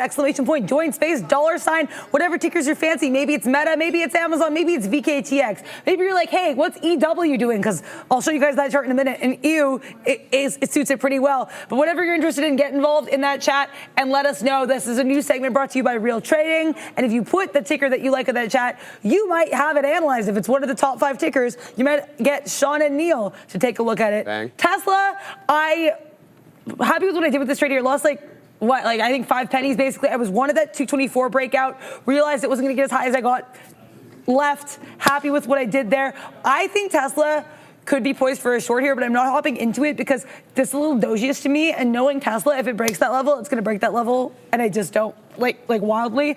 But I'm really happy with what I did with NVIDIA. Now, I know I said earlier, I'm not trading NVIDIA anymore today. I can't read it. I was like, oh, I'm stressing out with NVIDIA. I keep every time I get involved, it goes against me. And I was like, Adara, that's bias. Get rid of that bias. I will stop clapping like Nicole Kidman in that one Oscar meme. Thank you, I appreciate that. But took 50 pennies here in half the position, and the other half the position, I got up 10 pennies. I think the plan was to add a little bit, but basically started with a small position at 115s, added when we got to 114.90s when I realized we were breaking below that level. The plan was if we broke decisively out of that 114.90 range, I was going to get out, but I was like, I think if we keep bouncing, I think you have opportunities for this. Got out here, like I said, about 50 pennies in the money with half the position, so please just punch. If we bounce here off 115, thank you, I appreciate that. If we bounce here off that 115.50s, which is that resistance area previously, I'm very enticed, and I'd be very interested in getting back into that long. But again, I need to focus on ranges and scalps. CMG, I think I had the right read on CMG because it was having that upward trend, but it's if that's not the type of move you play, if you know you don't like those prolonged moves, try to play them differently or don't force your way into a trade that you know you're not going to be as comfortable playing. So CMG, I'm going to leave Chipotle chip away for now. It's trying to chip higher. But also, I mentioned Edward Life Sciences. EW, the ticker is EW, really describes this very well. This has been in a heck of a downtrend. Lower highs, lower lows. Now, I thought we might curl a little bit higher. It looks like this gave you an umbrella handle pattern because we were popping up above the 90 MA. I was like, oh, Dare, that could be a nice long. It would not have been a nice long. This thing does not want to stop selling off. We are down 29% on the day. This was earnings and also a couple acquisition announcements during the earnings call. So 1-2 punch of ew for Edward Life Sciences. I'm interested in shorting the pops here. If we get to 61.90s, which is that previous base, I will start a short position and I will continue adding and subtracting as we go to the downside. I was looking at this at 62.20s, did not take the short there. Woulda, coulda, shoulda. It's not about the idea, it's about how you execute the idea. Also, one more trade that I want to talk about quickly that I was in while Neil did his lesson of the day. I took the stocks out long, and I was really proud of what we did there. Took 21 pennies on that. Basically, just took the bounce off the 90 EMA, got out half the position when we were at that 41.86 level that we had that previous resistance. Got out the rest when I was like seeing stuff I didn't like in the book. Clearly, it could have stayed. It's a good look for stocks out, but you have to know what type of trader you are. And one way you can do that is through learning. Absolutely. These markets are on the way up, baby. So get ready. Hold on to your hats because we're talking about two types of exhaustion gaps this week. Yesterday, we talked about the downward exhaustion gap. Today, we're going to talk about the upward one. So let's get right to it. Traders, buckle up. Today, we're exploring exhaustion gaps that gap up. Potential signals that a strong uptrend might be nearing its exhaustion. So let's get right to it. So exhaustion gaps running out of steam. Why are we interested in these names and what do they tell us? So imagine a powerful trend that's been on fire for weeks, months, days, whatever time frame off which you're charting. Suddenly a gap appears, not downwards this time, but upwards. That's the exhaustion gap. The second type that we're talking about today, which is a significant jump in the price with no trading activity in between. It's potentially signifying to you a loss of momentum and a possible trend reversal towards the downside. And this is kind of what it looks like. We're putting in those higher highs, we're putting in those higher lows. Then you wake up overnight, boom, we're up big. Now, there's stuff to look for here that we're going to be talking about later on, but you'll notice that this candle, even though it gapped up, it's red. That's interesting. So how come it gapped up, then sold off? That should be peculiar in and of itself, but the most notable part about this chart is that this gap gets filled shortly after. Now, it doesn't have to be 2 days, 3 days, or whatever, 2 candles, 3 candles, whatever time frame off which you're charting.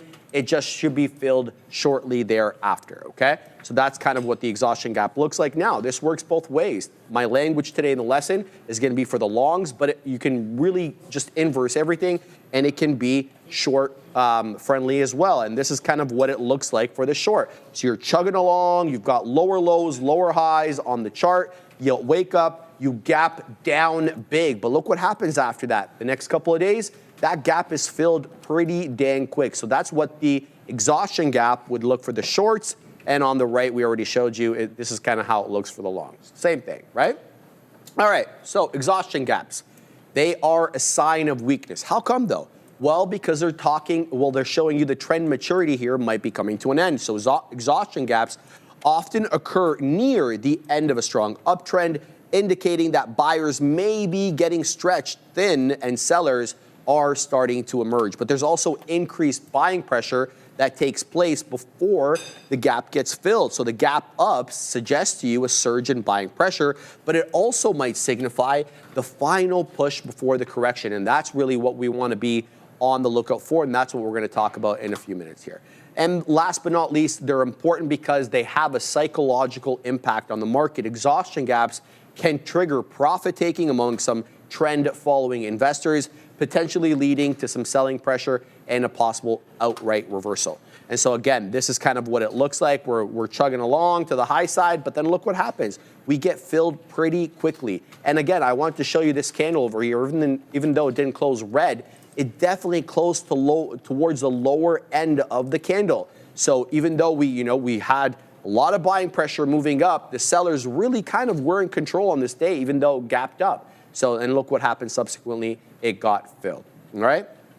So we're gonna talk about two different trades today with respect to these exhaustion gaps. We're gonna talk about for those who are already in the trend, riding it up, and it's gapped up now. We want to see, is it time to take profits? If it's not, we're going to show you basically how to detect false signals. The other trade we're going to talk about is looking to get short at the exhaustion gap. So let's talk about the first one, which is profit taking on long positions. So the first thing you want to take note of here is the overall uptrend maturity. So you want to analyze the overall uptrend. If it's been a long uptrend, you know, with multiple prior pullbacks, an exhaustion gap might indicate to you that the uptrend is losing its momentum, and you should be considering other technical indicators. So the first one we're going to talk about is the steepness of the trend, right? A very steep trend, and I'm going to show you an example in a second. A very steep trend on a price chart suggests possibly overbought because of the steepness, but making an exhaustion gap more relevant. But here, you shouldn't be really relying exclusively on the steepness of the price action. You should also be looking at the RSI to see, are we really, you know, near that 70-point area on the RSI, which is, we know, overbought.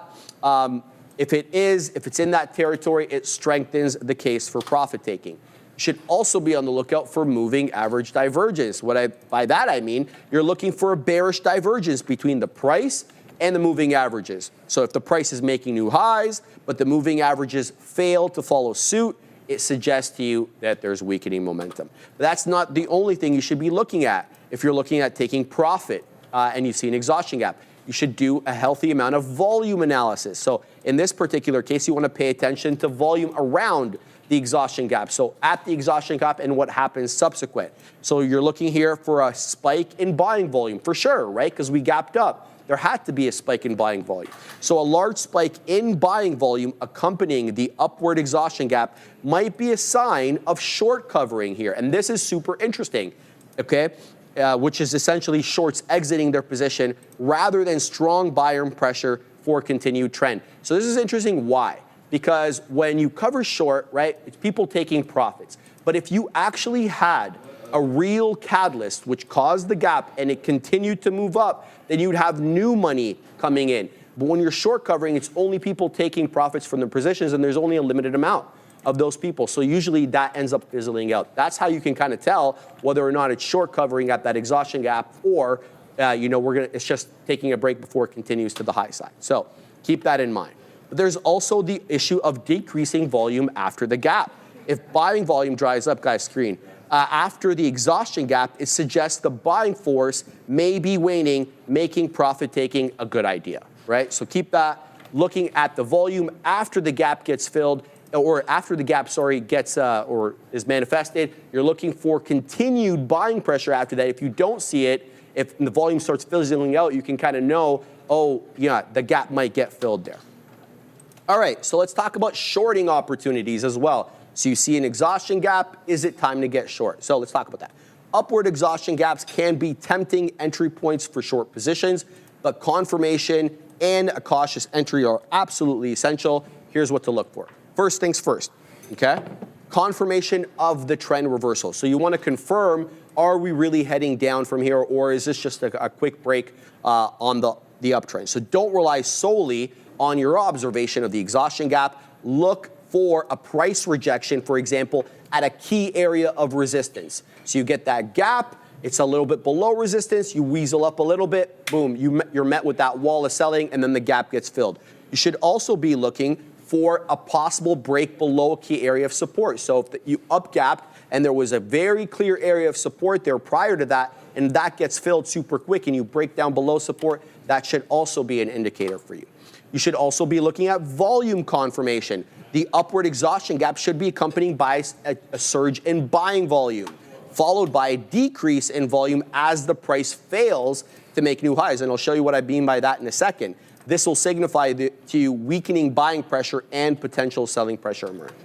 And you've got to have an eye on these technical indicators. You should be looking for bearish signals from other technicals. For example, a moving average crossover.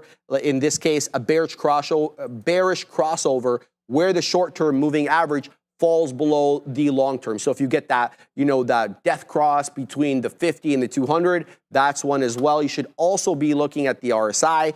If the RSI continues to rise despite failing to make new highs, it's a bearish divergence and a sign of weakening momentum. So be on the lookout for that. And here's kind of what I mean by this. So you're chugging along, you're making higher highs, higher lows, you get this gap up here, right?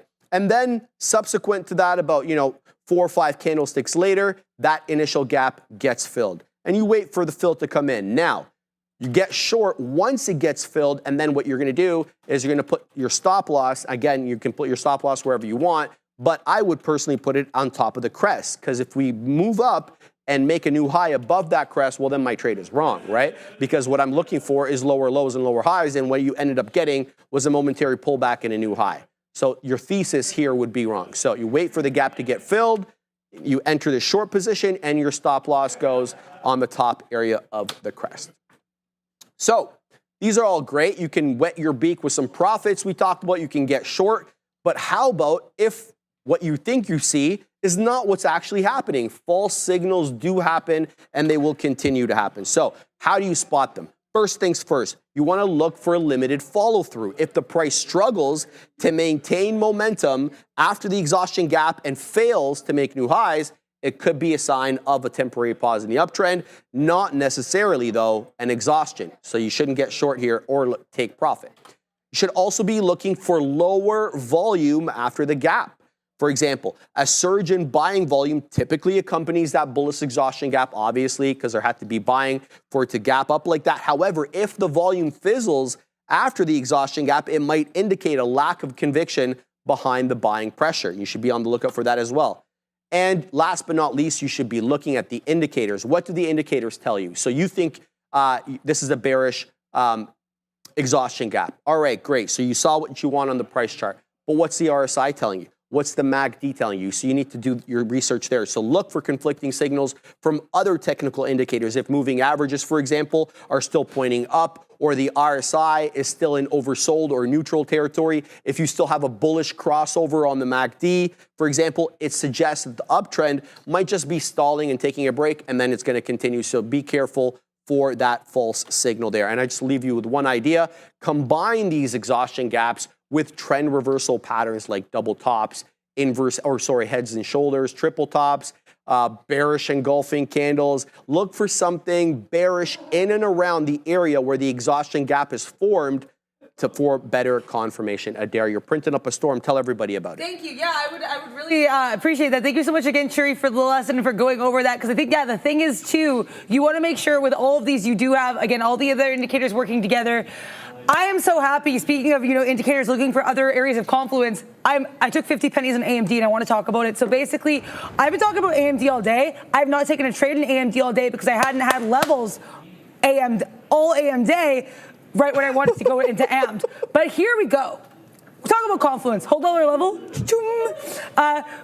Previous resistance, 90 MA, that's what I call confluence. So I got involved, I don't know why the sounds were, but I got involved in AMD for that reason. I decided I was gonna get everything out here at this previous top. Now, part of me was like, I could hold a third of the position for the breakup, but I said, Dara, that's not your style at all. You gotta do what you gotta do, get out. Also, Edward Life Sciences, EU. I'm not saying EU to this trade. I'm very pleased to say I am still involved in this. I took out half the position here at 60s. And so that was like 20 pennies in the money. I was happy with that. I am cognizant of the fact we have these bottoming tail candles. So part of me is like, I could get out here, but I also don't know if this downtrend is done. There have been a couple times where EW has bamboozled you into thinking that this ridiculous 30% downside move is over. And then it's like, wait, I actually want to sell off more. And I'm like, okay, EW, I respect that. So for that reason, I don't want to say ew to this trade just yet. I'm still about, like 10 pennies in the money. I don't love that pop we just had here. I want to watch what we do near my point of entry. I'm willing to break even on the rest of this. I have some profit. I know this is kind of a different type of trade for me, but sometimes you do have to step outside of your comfort zone a skosh and figure out what works for you. Now, I still, of course, love my Mag 7 scalps. That is without a doubt the truth, but this EW is calling out my name. I had, much like AMD, this is a name I'd been watching all day, hadn't had the opportunity to take it in the way I wanted to take it until right now. Took it there, pleased as punch. Also, pleased as punch with what I did here with this Tesla. So I took a short here at 70. I got involved in 75s, 222.75s, or 223.75s, because I was like, we can range this into 50s. Got out at 83s. I didn't like what I was seeing in the book. Happy I got it where I did, because look at this big old green candle. I think this is about trusting yourself. Did not have a great start to the day, nor did I have a great start to the week, but man, we're trying to make a comeback over here at you know, well, everyone at Trader TV Live, we're always trying to kill it every single day. But also this trade I was really happy with. SOXL doing something that I find to be a little bit bearish, a skosh bearish. So I want to show you guys. SOXL is giving you a bit of a moment here. We have a little bit of chop and a little bit of churn.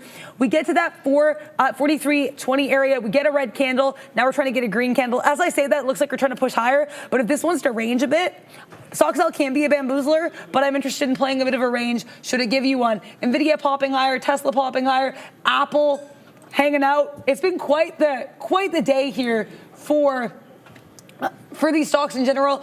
And if we make a higher low here in EW at 50s, I'll get out here. I won't say ew to 30 cents in the money. Let me tell you. Again, if there's any tickers you're looking at here, guys, get involved in the chat, exclamation point, join space, $, whatever tickers you're fancy.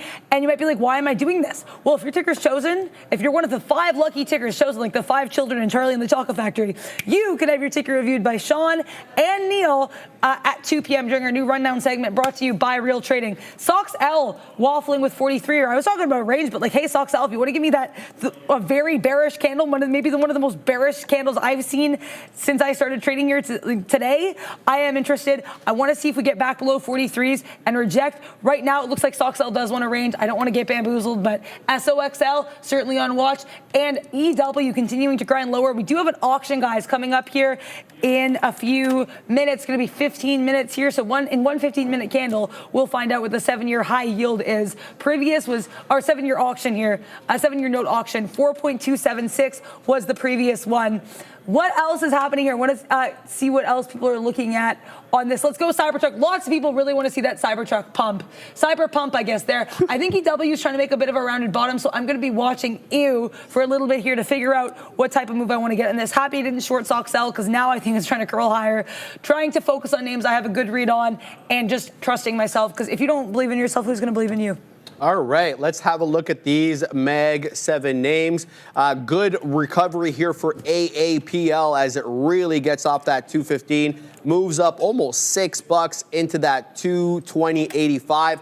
Tesla, no different, so much strength in TSLA today, now up 4 1/3, really breaking through that downward channel. It didn't quite make it down into VWAP, and then right up we go again. Good strength there off that 221.5 level, and now the high of day is exactly at 226. Good recovery there for TSLA. I found this one to be actually super interesting because when it dipped down and it held this 221 and 2/3 generally, there was, or half, it looks like it actually came into the $0.50 there. There was really nothing there other than these 3 candles here at the IB high at around 945 to about 950. And then it did end up holding there. Not a level that I would have charted, but good for whoever did. Great look on TSLA. We were talking about this one as well. NVDA looked to have some resistance at 115. That feels like a very long time ago because there it is at 116.58. Every basically print since this 12:15 time slot, so the better part of half an hour now, has held up above the 10 exponential on the 5, looking to work its way into pivot point. So good recovery there for NVDA. It was negative on the day, believe it or not, right, for the majority of the day. 114.15, I believe, is the closing print. So we're not that much above it. We were far below the break-even point on NVIDIA today, but you can see V-shaped recoveries on everything, really, except Tesla. Microsoft, though, interesting. That's all I'm going to say about it, because it gets into this level at around 425. It shows you that there's a seller for whatever reason at 425 2/3, 425 3/4, and then basically continues to hold the 50-period moving average and making new highs. So even though this is not parabolic in the way that some of these other Mag 7 names are, by completing the V, rather, this looks like a skewed W. Or maybe just a double skew. Yeah, it just looks like it's zigzagging a little bit over here. This one's a bit of a bamboozler. I feel like it's still one of the weaker ones on the day. In fact, it is. It's the most read Mag 7 name on the day. 0.78 in negatory land is Microsoft. Actually 0.82 as it comes down now. Meta, the other one, but Meta faring a little bit better over here. Still below the closing print from yesterday by about a couple of bucks at 459.5, 461 1/5. is where we closed out on META. So this one kind of trying to get back into Greensville at 461 a fifth, but you can see it's been met with a wall of sellers there over and over. The initial touch there at 11.15 got rejected. Then we had a couple of rejections there at 12.20 and 12.25. However, even though the amount of rejections are, the fast and furious, we are still putting in higher lows. So if this market gets crazy, and it absolutely might, because I did not anticipate any of this happening here, we could absolutely break through this 461 in a fifth, no problem on META, especially with the amount of buying that we're seeing on the market today. So keeping an eye on all these names over here. Guys, I'm no longer trading. I'm not shut down, but I'm not trading because I don't feel like I have a good read on the market, and there's no point in just throwing money after bad trades. So keeping an eye on NVDA over here because it's coming into the 10 exponential. We were just singing this one's praise, but like, oh my God, it hasn't touched the 10 exponential or hasn't been below the 10 exponential, says 1210. Well, there you go. You just got to dip there super quick into that 115 3/4 and right back up into 116 we go. So good strength there, but we'll have to see if there's continuity. It's definitely coming in to that pivot point at 116 and 3/4, excuse me. So yeah, we're not, I guess maybe we shouldn't really expect up and to the right on all these names, but definitely giving you the feeling that this is going to be a green afternoon. Just watch. Now everything is going to tank. Looking at the future over here, trying to stay above 19,300 and just dip there into 10s. So we'll have to see if that 300-point level ends up being a level of support. Certainly was resistance earlier when we got into it around 11:15. That general 19,280 area that Dan the Man Emmons was talking about absolutely tanked. And we dropped back down almost into VWAP here on the future. But that was as bad as we could do because, yeah, that wall of sellers got taken over. So now we are continuing to put in higher highs and higher lows on the future, and as well as most of these Mag 7 names, quite frankly, right? All of them really are in an uptrend, even Microsoft, which is faring the worst of the 7. Let's look at the small cap gappers, see what they're up to. MOH, I was telling you about this one possibly holding at VWAP. Good thing nobody took that, or I hope nobody took that, because it did not hold. And seems to have a dalliance here with the 50 exponential, but that's not what everybody wants to hear about. BKTX is the one that's really presenting us with an opportunity for, I don't want to call this a small cap, because it's not. It's $1.5 billion, $1.8 billion right here, but definitely giving you those levels, like the higher highs and higher lows, and a bit more respectful, I think, of the levels than some of the Mag 7 names, or at least I feel like I have a better read on it. I'm actually green on this one, but we're as red on everything else. So keeping an eye on that. Palantir, shout out to everybody there in Palantir world, continuing to take this one up. High a day just got printed at 21s, trying to hold 27s. It had a bit of a candle of indecision there, aggressively dipped down into 27, but you can see it just got bought up immediately. Still holding the 10 exponential on the 5. So good look for Palantir today as it's almost up in 2% land. This one, yeah, sold off a little bit yesterday, but what didn't on the market? Still good strength today. What are you guys looking at? Huge day for SMCI, says Chef Joe. Look how this thing moved from the morning. Let's have a look at SMCI for Mr. Chef Joe, who looks like he's cooking up a storm on that side of the screen. Chef Joe, what do you cook? Or do you actually cook stuff? I think he has a restaurant. Yeah, we shut it out yesterday on the recap. We did, eh? Oh, well, I wasn't here, but yeah. So what do you cook, Chef Joe? What's your specialty there? Let us know, because I'm getting hungry on this side of the desk. All right, here we go. SMCI, you're absolutely right. Look at that, 663 and a fifth LOD. And yeah, we're up at 720 here, high a day. We're there, about 719.86. Still holding those moving averages, though. You can tell this one's not giving up the ghost. I think the best trade on this one would have been probably that VWAP dip. It held it to a dang T. I was going to say a dang glove, but that didn't make any sense. Yeah, this one double bottomed at VWAP and then up into the right of there. Yeah, it's been what a move there on those ones. Yeah, there's so many stocks to talk about here. I am in a long, took some profit on my long on EW. Dang. I did switch the style up on that, but I have to babysit NVIDIA right now. I apologize, guys.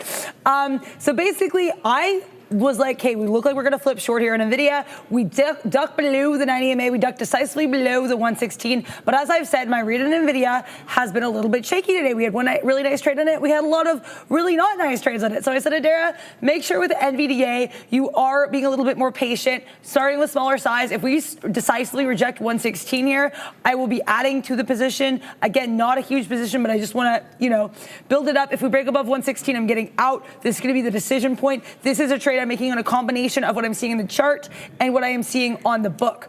I like the 88s because we kind of were at one point rejecting off that I don't want this to flip from support to resistance on me on the book. That is not going to be a vibe. Edward Life Science, please keep printing. Sincerely, Adara. But yeah, Edward Life Sciences, I will talk about in a second. I just want to make sure that we are appropriately looking after our little Meg 7 child, our little Meg 7 Hellion, before I move on to that. But yeah, we'll take a quick peek at EW because NVIDIA is just kind of chilling. Oh my gosh, EW. Okay, we got a pushback here. So I got out of the long because I still made money on this because I got out basically flat of the rest of the long, and I said, Adara, this could flip. I'm trading this off the 3-minute because of these bottoming tail candles. Also, we broke down here in NVIDIA, so I'm pleased to punch with that. But basically, why I liked the EW long was I was like, if we can break above 62s and hold it, that's going to be a long for me. Took 20 pennies out already. Nice. Oh my gosh, I cannot believe it. We are about almost 50 pennies in the money with the rest of the position. I want to hold this. It's not a huge position. I want to hold it. I want to add, if we come and bounce, the area to be looking for a bounce would be about 22s. But NVIDIA, let's see what happens because NVIDIA, you can be out of profit so quickly. Let's take 18 pennies here in NVIDIA if it'll have me. Woo. So happy with this. I need it sometimes, and it's like, I could be like, oh, I needed this or whatever. It's like, no, Adara, you're taking trades that make sense. That's why it's working, right? Sometimes you get into a rut, things are not going according to plan. You got to refocus, recenter yourself, and get going. EW, I want to be cognizant because this has been a huge area of resistance lately on this one for whatever reason. It's going to be this 50 area. And weirdly, with lower highs, it's like a reverse flat bottom break. I don't know what it's doing. But if we bounce here off these 20s or 30s, I am interested in adding a little bit to this position because I want to see if Edwards Life Sciences can go from ew to woo to the upside. In terms of other areas of resistance I'm seeing beyond this one we're currently waffling with, I would love to see what we do here at, oh my gosh, 63.30s, which would be wild. That'd be crazy if we got there. I have no idea if we'll get there, but I do like that area here, a little bit of resistance and support, flippity floppity on Edward Life Sciences. If we go, I'm going to try to get a fill here at 31s. If it will have me at 31s, I'm aware that's going to, tinker with my average a little bit, but I'm trying to take it more for the principle of the trade and less here about the P and the L. The P and L, I don't know why I said it like that. Also, Tesla here, I'm a little disappointed. Tesla pointed in the last trade I took on this. I saw stuff I didn't like in the book, should have gotten out of the long the second I got in. It's all good though, baby. Tesla, you want to reject 50s or bounce off 50s. I like the half and whole dollar levels here. And honestly, seeing that this is previous resistance, this could be a nice, meaty little long, perhaps my chance. We've got 5 minutes until that reauction, Sharif. So let's see what we do there. And the IPO opened, LINE open, guys. Here it is, up 5% and did down, I believe, into 81.33 at 82 now. Not like I know anything about this, by the way. I just see you guys talking about it in the chat. This is what Benzinga has to say about it. Lineage shares open for trade at $82 a share. The IPO, though, was priced at 78, so we're already trading above the IPO price issued to initial investors there. So we'll keep an eye on this one, doing a little bit of a dance with 82. I don't have any details on this because it's too new. So right now, keep your eye on LINE. It trades on the NQ. It's up about 4% right now. IPO just opened now. Nunya Biz says he's playing that one as well, so keep tabs on that. Apple's been holding at 220 for a nice long time over here. It did dip down off that 220.85. So it looks like there is some support right now at the whole dollar level for Apple, and the Fuge did dip down into 19.3 and held. So that's a good look for some longs, I guess, on the Mag 7. And I'm seeing green candles right now mostly on all these names. And you can see right now 225 and a quarter on Tesla as it wants to weasel its way back into 226. So I'm keeping tabs on all the Mag 7s. Let's flip now and look at what else is moving on. Okay, so VKTX coming in to the 20 exponential on the 5 for the second time now in so many minutes. So I'm going to keep tabs on this one because if this one gives away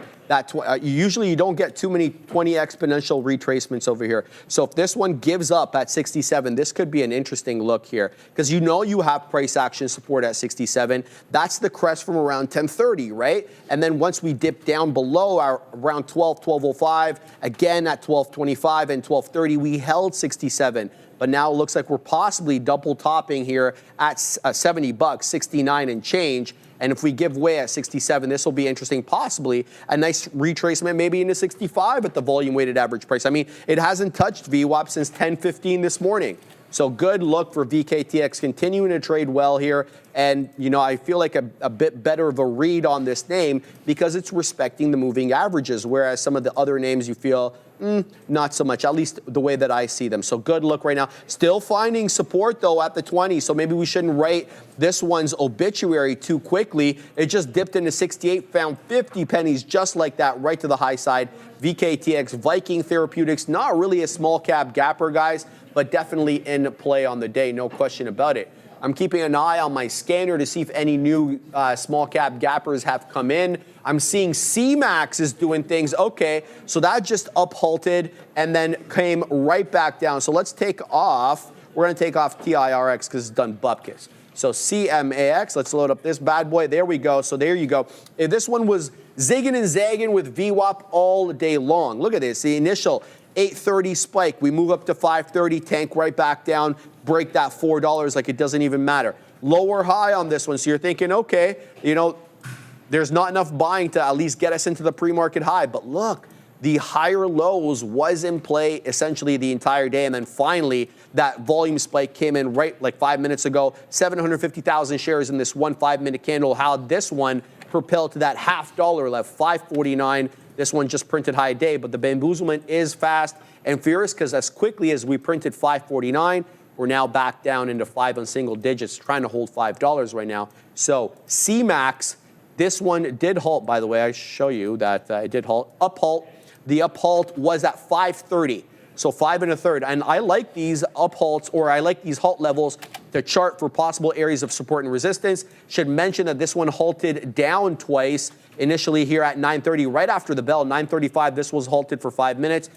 3 5-minute halt, 3 5-minute halts.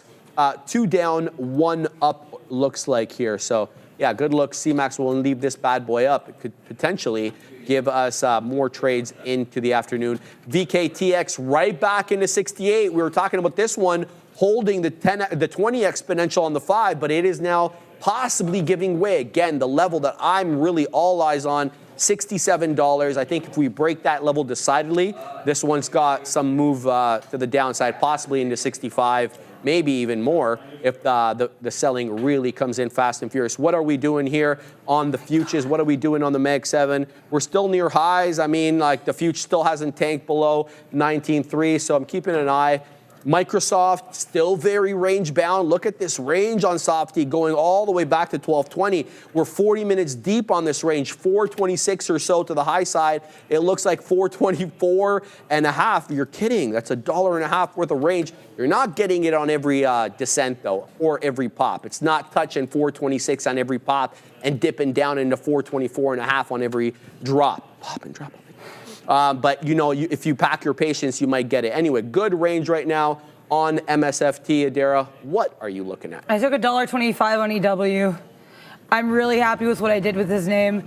I was talking about this level, right? This level that we had as a bit of a base at pre-market support flip-flop. Edward Life Sciences. And it was funny too because this morning I read it to Opie in the kitchen. He's like, you know, like, what are you looking at today? And I said EW. And I was looking at it, but I never thought it would give you this move. I got profit on the short. I made money on the long. And that's crazy. That's a thank good you. I'm trade. so happy with it. And I was like watching this 80s. I was like, should I get out 62, 80s? I said, Dara, there's no real reason yet. Just wait. I wanted to get out here though. This was a planned exit because, like I said, I mentioned this area earlier and then laughed. I was like, there's no way Edward Life Sciences is going to get to 63.50. Edward Life Sciences did. I got out at 33s because we had a little bit of a pause there. And also because this was definitely an area I was cognizant of. If we reject here, I'm willing to maybe short it. Or if we bounce, I'm willing to go long again, but I don't want to push my luck in this name. I'm really proud of what I did with it. I'm happy I had the confidence to take it. The volume on this is crazy, 27 million shares traded. And I think the thing too with Edward Life Sciences is given this massive earnings move down, this is definitely SSR King. I think there could be some opportunities for it tomorrow as well. So Edward Life Sciences, until you prove to me otherwise, you will be a permanent member of my side chart. TQQs, I tried to short, got out Okay, TQQs and Tesla, I've done the same thing with both times, where it's like, why? I'll get involved, I'll like something, then I'll get out a minute later, and it's like, then why are you doing it? Like at this point, you're just like wasting money on fills for what? Like TSLA, most of these trades have not been like outward rinses or anything. It's just gonna be me being like, oh, well, like, you know, I changed my mind, lost like 2 pennies. I'm like, no, Adara, take a trade because you like the trade. If you don't have the confidence and you're getting out 2 seconds earlier anyway, what was the point of getting in? Perhaps, may chance. Also, that auction, 4.162% versus the previous 4.276%. So a little bit lower here than the previous number. Edward Life Science is getting a little bit stagnant here at that 50s area. But given that this is SSR and given that we had that massive pop-up, I do not want to hop into a short. I would need to break below and then retest before I was comfortable shorting it. So that's going to be the look there. Wow, everything. Sean called it. I was like yesterday on the market recap, I thought we'd have a bit of a down day today, and Sean called upside. Sean was in fact correct. Look at this move that we have up here in these markets. This is crazy, wild, woolly. I have 0 words. I have absolutely no words. It's been such a fun session to be a part of. I love being able to trade. Thank you, Demetrius. I was just happy I saw EW, and that's I think one of the what I love too about being able to be on the news desk, because you notice these stocks, file them away. Sometimes stuff works out. How are you? We're good. Everything's good. I'm not trading. As I said many times already, we're keeping an eye on the market for you, but I'm not going to trade. Looks like we're on our way to 19,400. What a move up on the future. Beautiful double bottom at 19.3. It holds a general area that we definitely had trouble with. And yeah, I don't see too many bears talking right now in the chat, guys, because this market is headed to the upside. 19,385, still well below where we were, I mean, before the big boy sell-off. So let's have, look, this is a very good looking candle if you are a bull in these markets. This is kind of what you want to see. These hammer candles that come into a key area. Remember what else I thought we'd hold up at 19,000. I was wrong. We definitely got to 18,883. That is the low of day. But this, from top to bottom, who wants to guess? Oh my God, that is 10%. I think we're done selling. Literally, I mean, look at this. So from this candle over here, July 10th, if we take the high at around 21,000 and we drag it all the way down to the low of today, it's 10.11%. So there's your correction, ladies and gents. So I did not have eyes on that. I definitely should have been more alive to that fact. Oh, baby. So this is a good hammer candle. We'll have to see if it's followed by another one tomorrow, or a better or a more green candle. Obviously, it doesn't have to be another hammer candle, but yeah, that's the look. So the future recovering nicely on the day, but definitely still not near where we were a few weeks ago. So we'll keep tabs on all these ones. Microsoft is breaking and holding above that range that I was talking about. I was talking about this 426 range being in place for the better part of 40 minutes or so. But now the top is coming off as it's making incrementally higher highs and higher lows, and now closed above 426 for the first time, essentially on the day. So Microsoft looking to recover here, and that kind of makes sense with the future recovering into the highs. So good look now on MSFT, still red. It's about down 0.5% to go green. It's got to take that 429 level, and then it goes into Greensville, like Google did over here. What a move by Goggles. It had a lot of issues with 172 2/3. You get that initial rejection on the IB, closes below that. We get back into that 11-10 time slot. We reject off there again. Then the boom came, the dynamite, and we took it no problems. Right now, 173.42. Still haven't broken the IB high, though, on Goggles, up 1/3%. And who could complain about that? So, yeah, man, who can complain about that? I mean, I don't have any, but, yeah, I'll shout out Brendo and the Katina man, who's got that on their portfolio there. So that's my look. What are you looking at, Adair? Yeah, I mean, I want to explain why the EW trade, because I saw some people in the chat. I have to interrupt. Sorry. Please do. Here it is. Somebody was asking me for the Uber news because Uber spiked up. Here it is. California top court upholds ballot measure treating Uber and Lyft drivers as independent contractors. Who is surprised with that? I'm not. There you go. So Uber did spike up to about 69.37. This is not good for them in terms of their business because, treating top court upholds ballot measure treating Uber or Lyft as independent contractors. Yeah, okay, so that is good because they want to be treated as employees, and that would have been definitely cost Uber a lot more because then they would have had to provide health insurance as well as some other stuff. So that's the headline there on Google, guys. Whoever was asking for that, Just got that now. Sorry to interrupt you, Adair. Yeah, no, it's all good. So this EW, so there were some people in the chat asking, like what was kind of the setup for this? So the setup for this was we were in a massive downtrend, right? We had a couple fake outs here of where it was like it was really unsure what we were gonna do. We had a couple times we tried to break up above, break the downtrend, especially up into the 62.40. Couldn't do it, continued to sell off. I got short basically one of these pops into the 90 MA, and it ended up making a heck of a bottoming tail candle here at 61.20s. I ended up getting out of my short position. I made profit on some of it, got out flat the rest of it, so it was still a profitable trade. But then I was like, Adara, if we bounce here, especially with that bottoming tail candle, this could be a long. So that's what I ended up seeing. Basically, it was just a flip to me. It was a combination of massive support, good support off the $62 level, and higher highs, higher lows. That was what the impetus was for that trade. Also, I am eyeing both the NVIDIA and the futures here because I think they are making some kind of directions. NVIDIA, I was interested in here at these 30s because we're wiffle waffling with these 30s. We break below 116.30s. We pop above 116.30s. I don't want to rush into a trade here because, like I said, I think my read in NVIDIA, I've had a couple okay trades on this, but I've also had a few where I've just rushed in and it's not worked out. These are also a couple topping tail candles to consider. Now, what do we see in the future? Future looking a lot more bullish now, but it is kind of similar. We are seeing maybe a little bit of a period of being stagnant. I think NVIDIA, to me, is in more of an area of decision than the Qs. The Qs look pretty strong here. I have the TQs, but I just think it's interesting sometimes when some of these stocks have similar looking patterns. Also, my pal EW is curling back here into that area that was, I initially thought was interesting, that 63.50. Maybe 63.50 wasn't the level though. Maybe it's this level here at 64s. Why do I say that? Well, we had not one, but two topping tail candles into this. This was another area we rejected off of. So I do not want to rush into a trade on this. Happy with the trade I had. I don't want to go chasing waterfalls. But I think if there is something interesting here, I also feel like I want to take it. So EW on my watch for sure. But one thing I want to keep, also I want to shout out DJ Marshall, who apparently bought that SPY bottom this morning, still riding it to the moon. Shout out to you, fly me to the moon. You're singing if you went long the SPY this morning. Or honestly, a lot of these names pushing higher. So good luck to anybody who was involved in any of those. Today's been such a fun day for the markets. I feel I definitely have not been as involved as I wanted to be, but I think there have been a lot of really cool activities and things happening here. James Choi saying, Microsoft crowd, let it rip.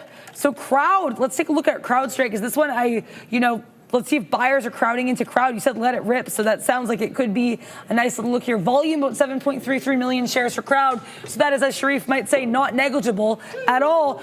Oh, CrowdStrike is just beautiful. Look at this range on CrowdStrike. Nice. This 256 to 259 range. Then where do we bounce here? Well, not perfect bounce, but the 90 MA area. 259s with higher lows. Can you say flat top break? I can. I think this crowd is a great look. I want to shout it to you, James Choi. Sounds like you are long crowd. If so, you are pamping indeed. But you know what else is also great, and we're all bullish here, is lessons and learning. So we're going to get that lesson started. Is there anything else you're looking at or want to talk about before lesson Let's time? have a look quickly, give you an opportunity to set that up. Oh, wow. Okay, so VKTX did exactly that. There is the double top on VKTX, and there is the give at 67, and it drops down nicely into 66. Now, keep an eye on it here, because there was price action support at around 66 and a quarter. But what I was thinking is this 65 area on VWAP, 64 and change, 65, looks awfully good. I mean, we talked about this the last time. This touched VWAP on the day, 9:35, 5 minutes after the bell, it's due. So we'll see if it gives way at the 50, exponential on the 5, which is just below 66. This could absolutely be a good mean reversion trade. CMAX is flying as well, guys. There it is, 6 1/5. This one keeps going. We were talking about zigging and zagging, and this one had off that pre-market high that we didn't breach at 5 1/3. That's all over now. 6 1/5, 6 1/4 incoming. CMAX 60%. I'm just going to give you the details on this super quickly before Adara starts. This one is a $24 million market cap. The shareage on the day, 12.5 million. And the float, 2.7 million share float. Let's bring down trade ideas and check what the short float is on CMAX. Large, 12.5%. Not large, but like better than not nothing. So this one really going. keep your eye on this one. It's squeezing right now.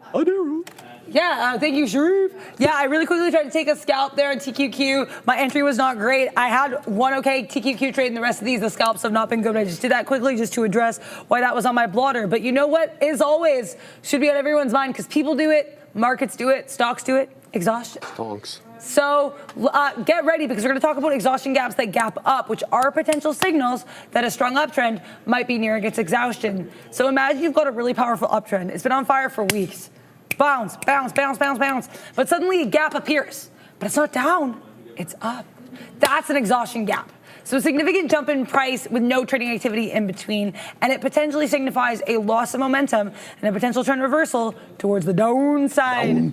So here's one example of an exhaustion gap up. Had a little uptrend, then we pop up. That's a red candle. That is a red candle. And it only gets worse from there. That sounds kind of morbid, but this is the sign that uptrend is over, and it yawned. And here's an example of exhaustion gaps for bullish or bearish. So here is a bit of a bullish exhaustion gap.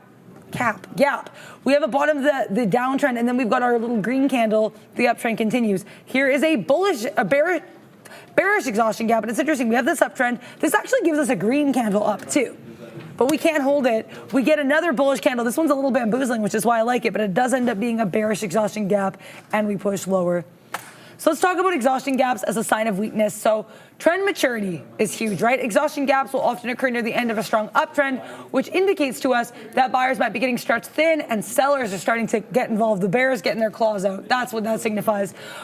Also, increased buying pressure, right? Because the gap up can suggest a surge in buying pressure, but it also might signify a final push before a correction. It can be a bamboozler. It can be a fake out breakout. And that's why the psychological impact is so important, because exhaustion gaps can have the power to trigger some profit taking among investors, which can potentially lead to selling pressure and a reversal. So here's one example of the exhaustion gap with a steep trend. So you've got a big old gap. We actually see a continuation gap here in this uptrend. Then it kind of siphons off a little bit. Big old exhaustion gap. And the trend takes a yawn and it falls asleep to the downside, much like how I spend my weekends. But let's talk here as well about trading with exhaustion gaps and how you have to take sometimes a more cautious approach. So upward exhaustion gaps can be tricky signals, so a cautious approach is really crucial. Here's what to consider when you're making some decisions about profit taking on longs or entering short positions based on an exhaustion gap. Oh my gosh, he's talking of exhaustion gaps. Triggered a yawn and made me. But so profit taking long positions is one thing to keep in mind here when you have these gaps, because we talked about the uptrend maturity, right? You want to analyze the overall uptrend. If this uptrend is like, it's got its ID, it has its, it's got its passport, it's ready to go. If it's mature, if it's been in a long uptrend with multiple prior pullbacks, an exhaustion gap might indicate that the uptrend is losing momentum. So you might want to look at some indicators like the steepness of the uptrend. Let's see if you've got a really steep uptrend on the price chart, which can suggest a possible overbought condition, and that can make an exhaustion gap more relevant. So how do I confirm this? Well, you might want to use some tools like the relative strength index or the RSI. If you have the RSI above 70, that does indicate overbought territory, which will confirm or give you confidence for your trade, and that can strengthen the profit-taking case. Now, but what is well about the moving, that was not English, what about the moving average divergence of the MACD, but not the C, just the D, so it's just mad. Look for a bearish divergence between price and the moving averages. If the price makes a new high, but the moving averages fail to follow suit, that could suggest a weakening of momentum. What about profit taking long positions? There's more here. Volume analysis. This is huge as well. You want to pay attention to the volume around the exhaustion gap, because if you've got a spike in buying volume, shout out to Spike Lee for, I felt like saying his name. A large spike in buying volume accompanying the upward exhaustion gap could be a sign of short covering. Existing short buyers existing short covering, which is existing shorts buying to close their position, and that could be a sign of short covering rather than the long buying pressure for continued uptrend. So that could be a bit of a sign of a fake out. You want to make sure the volume you're seeing helps confirm what you want. But what is well about decreasing volume after the gap? If you've got buying volume drying up, getting a little Saharan here after the exhaustion gap, that suggests the buying force might be waning, and that makes profit taking a pretty good idea. But what about shorting opportunities as proven by the exhaustion gaps? Well, upward exhaustion gaps can be really tempting entry points for short positions. You're like, oh, the trend's over, time to go, Lele. But no, you want to be careful because confirmation and cautious entry are essential. And here's what you got to look for here, guys. You want to see confirmation of the trend reversal. What does that mean? You don't want to rely solely on the entry gap or the exhaustion gap. Why would you? You don't want to rely solely on anything in these here markets because they can be bamboozling. So what are you looking for? You want to look for a price rejection at resistance levels or a break below a key support level after the gap, which can suggest to you, drumroll please, a stronger likelihood of a sustained downtrend. Volume confirmation is also going to be really important here because the upward exhaustion should be accompanied by a surge in buying volume. And that can tell you here, followed by a decrease in volume as the price fails to make new highs. So this can signify weakened buying pressure and potential selling pressure emerging. So what about technical indicator confirmation? You might want to look for some bearish signals from other technical indicators alongside the exhaustion caps. This could include the moving average crossover. So if those MAs have their little fishtail moment and they cross over, sorry, my hair is being extra. A bearish crossover, for example, where the short-term moving average falls below the long-term moving average, that can indicate a shift in momentum.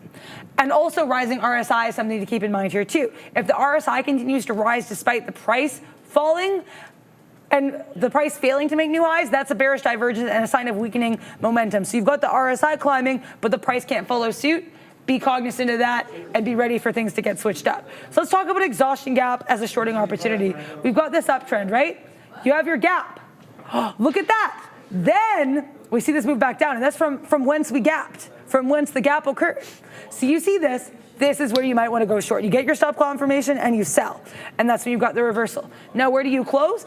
This is interesting. It actually kind of came into previous levels, but it also, that's the sign where you've got your gap again. The trend is starting back up. Get out of Dodge. How do you spot false signals? Because false signals can happen all the time. Markets do love them.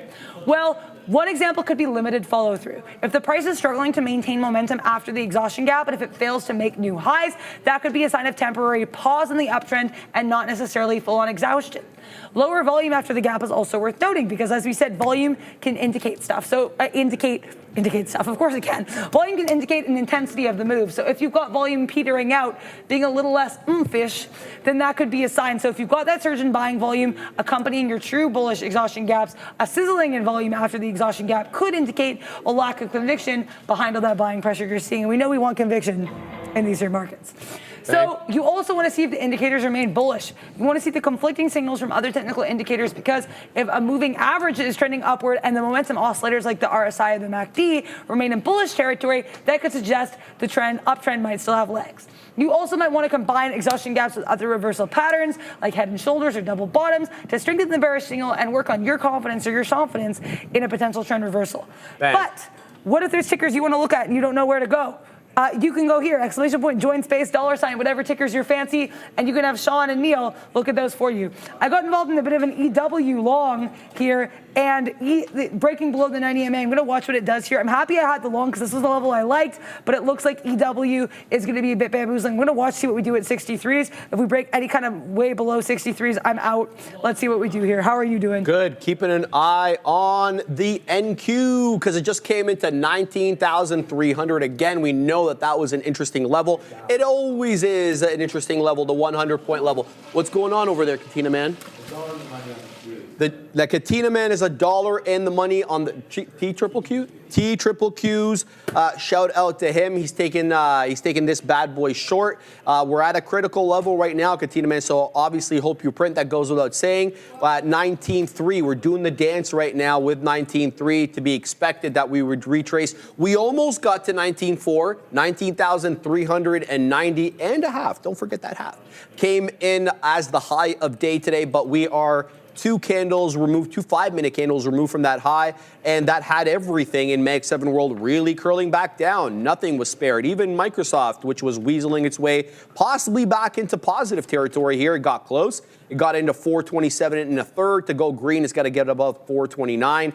Apple did break below 220. So I was looking at this one. I'm like, this is interesting. You got the $10 level there, 220. You also have the 20 exponential there as well. And Apple hasn't touched the 20 exponential since 1035. That's how strong this uptrend has been. For the first time in the day, we get into it, and now we're giving way at the 20 exponential, breaking down below 220 right now. So I'm willing to bet the future is probably getting bugged down, and it is. It's below 19.3 by about 12 points. So looks like the bears have taken control, at least for the moment, of this market as we curl right back down. I want to see what we do on Apple at around 219, only because we had this gnarly double top, the two sides of the V over here, which were both at that 219 level. So if we curled that, we only have to wait 76 more pennies as Apple does break down below 220 now, and most notably, the moving averages now are pointing down. They haven't been pointing down since around 10:15, 10:10 this morning, once they curled back up. So maybe here the signs of winds of change. I don't know. We'll have to wait and see. I don't have a good read on the market, so that's why I'm staying put. But I'll commentate on it for you. And if you guys want me to look at anything for you, please throw it in the chat, and don't forget to vote, as Adara alluded to after her excellent lesson there. If you don't get your vote, the Katina man, the Neil, they're not going to look at the tickers that you want. So go in, bully your friends, get them to vote your way, because only the top 5 tickers make it onto the list.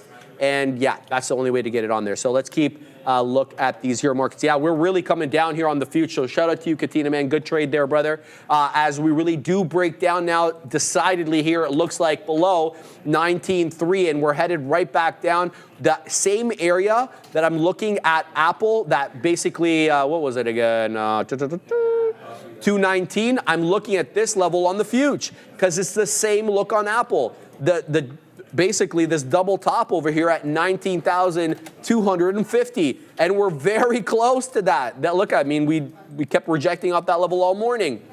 On the future, here we go. 16 more points. Do we get a hold up at that level, or is that it? Was this just a fake bull run, and then we're going to head right back down? We showed you guys what the daily looked at on the future. Now this doesn't look like a hammer candle anymore. What's going on? I'm short the SPY. Get it? Are you okay? I'm all right. so happy. Sorry about that. No problem. Take over. No. What do you got? Oh yeah, I just took a little over 25 pennies on the SPY. I still have a third of this position here. I want to see us go lower. I want to take out part here. A, we were bouncing a little bit on the book, and B, we were getting into some previous areas of resistance. Pardon? Breathe. Sorry. Yeah, she's good. I'm just getting really excited. The markets really make me excited. And I know, guys, every time I try to speak more slowly, it works for 2 seconds, and then the market does things, and I'm like, markets. Love it. I apologize. There's just a lot of excitement here for me. Thank you, Big Spile Burnett, saying let's go. Let's go indeed. I want to see us stay below 80s here. We're getting back into 80s. I want to watch. I don't like the fact that we look like we're getting a little bit of a bullish candle. If we can break back below 80s, I'll stay in this trade. Let's see what we do here. Okay, we reject again. I don't want to add. I'm happy I took the profit. I don't want to force myself into this trade, but I'm really happy with what happened here. Like I said, I was trying to scalp before the lesson. I was like, oh, I just got out here to 80s because I was like, we're getting a little bit more choppy and turny. I was trying to scalp a TQ short right before the lesson, ended up getting out of that, lost about 10 pennies. Then that thing moved right back up. So I wasn't looking for a revenge trade, but I was looking for an opportunity to trade the futures and short in a way that made sense. And I mean, we talk sometimes about getting out at the top wick. Look at that. It happens. You move, all the time. You live, you move on, you keep going. And it's like, hey, Qs, you're getting into a bit of an area here where you might bounce briefly at that 66s. If we come back here into 66.40s and then we break below that 60s, that could be a nice look. I see Tesla in a downtrend. I see Apple in a downtrend. I see everything in a downtrend. And the bear in me is getting the claws out. Apologies for not breathing here, guys. I just get really excited by these markets. I love it. And thank you, Ramin, for reminding me to. Oh, thank you. I appreciate that, Ramin. Ramin's telling me to make sure I breathe because she is shouting me out. And I shout you out, Ramin. Shout out Ram. Shout out Fabian, the Chilean Nightmare. I'll shout out Fabian, yeah. Also, I forgot to mention this too. I did lose on my EW trade. I'm happy I tried the long. It was bouncing there for a moment. And I know I initially said, let's see what we do at 63s. I didn't like we were doing just above 63s. I said, Dara, get out. The second I get out, the thing would do. So I'm really happy with my read on that. Let's keep going. Let's see if we've got some more trades here in the horizon. I like Tesla. I'm going to check on AMD. I love the markets, guys. This is so fun. What a fun I love your day. energy. All right, we came in right into that area at 19,250. A bit of a bounce right now, though, guys. Watch out. We did pop back into that 75-point area, but this is the area that I was looking at because we did reject off there multiple times, but I felt, we were really going to tank off these markets. That 19,390. Uninterrupted 5 red candles, 3 5-minute candles in a row, taking us all the way down into that 250-point area. But I think looks like we're getting a little bit of a bounce here. We'll have to see if it's an anemic bounce or a legitimate bounce on these markets. We'll have to see whether or not it's able to take 19.3 again. So decent move right now on the future. Let's have a look at some of the other names we were looking at. We're talking about VKTX and CMAX in small cap world. So VKTX has taken a bit of a break on its downside move over here and found a bit of a base at around $66, which also happens to be the 50 exponential on the 5, but it is still making lower lows and lower highs. So I think a VWAP touch could be in the cards for this one, but a decent hold up at a critical area, that $66 level. And you can see that the wicks drop below 6, but the closing prints are all above that $66 level. So the buyers are stepping up, whatever their case may be. So keep your eye on that. We have CMAX that's continuing to hold above that 10 exponential on the 5 at around 5 2/3, 550. Good look, and it's trying to weasel its way with 673 is the high of day, but it's still putting in those lower lows and lower highs. I'd like to see it ideally hold above 5.5. We had 5.5 interaction in the pre-market high. This candle over here at basically 5 to 1 rejected off that 5.5. But so bullish is this name, it's not even giving you a retracement down into that former area of support now, resistance, formerly now support, It's coming into that 5 2/3, right above the 10 exponential. So this one is finding a bit of a bid, and it's trying to move above $6 again. So CMAX is it's not out of the question. It's still playing nice over here. And I didn't even mention this one. You guys were talking up a storm about this one earlier. SERV, it's not the biggest mover on the day, no question. 17 and a quarter, 2/3, a fifth, whatever it's at right now. But this has been very directional and respectful of the moving averages, whether the 10 or the 20. So you've been able to weasel your way into a trade off a dip, which is good because that's kind of how I trade. So keep your eye on that.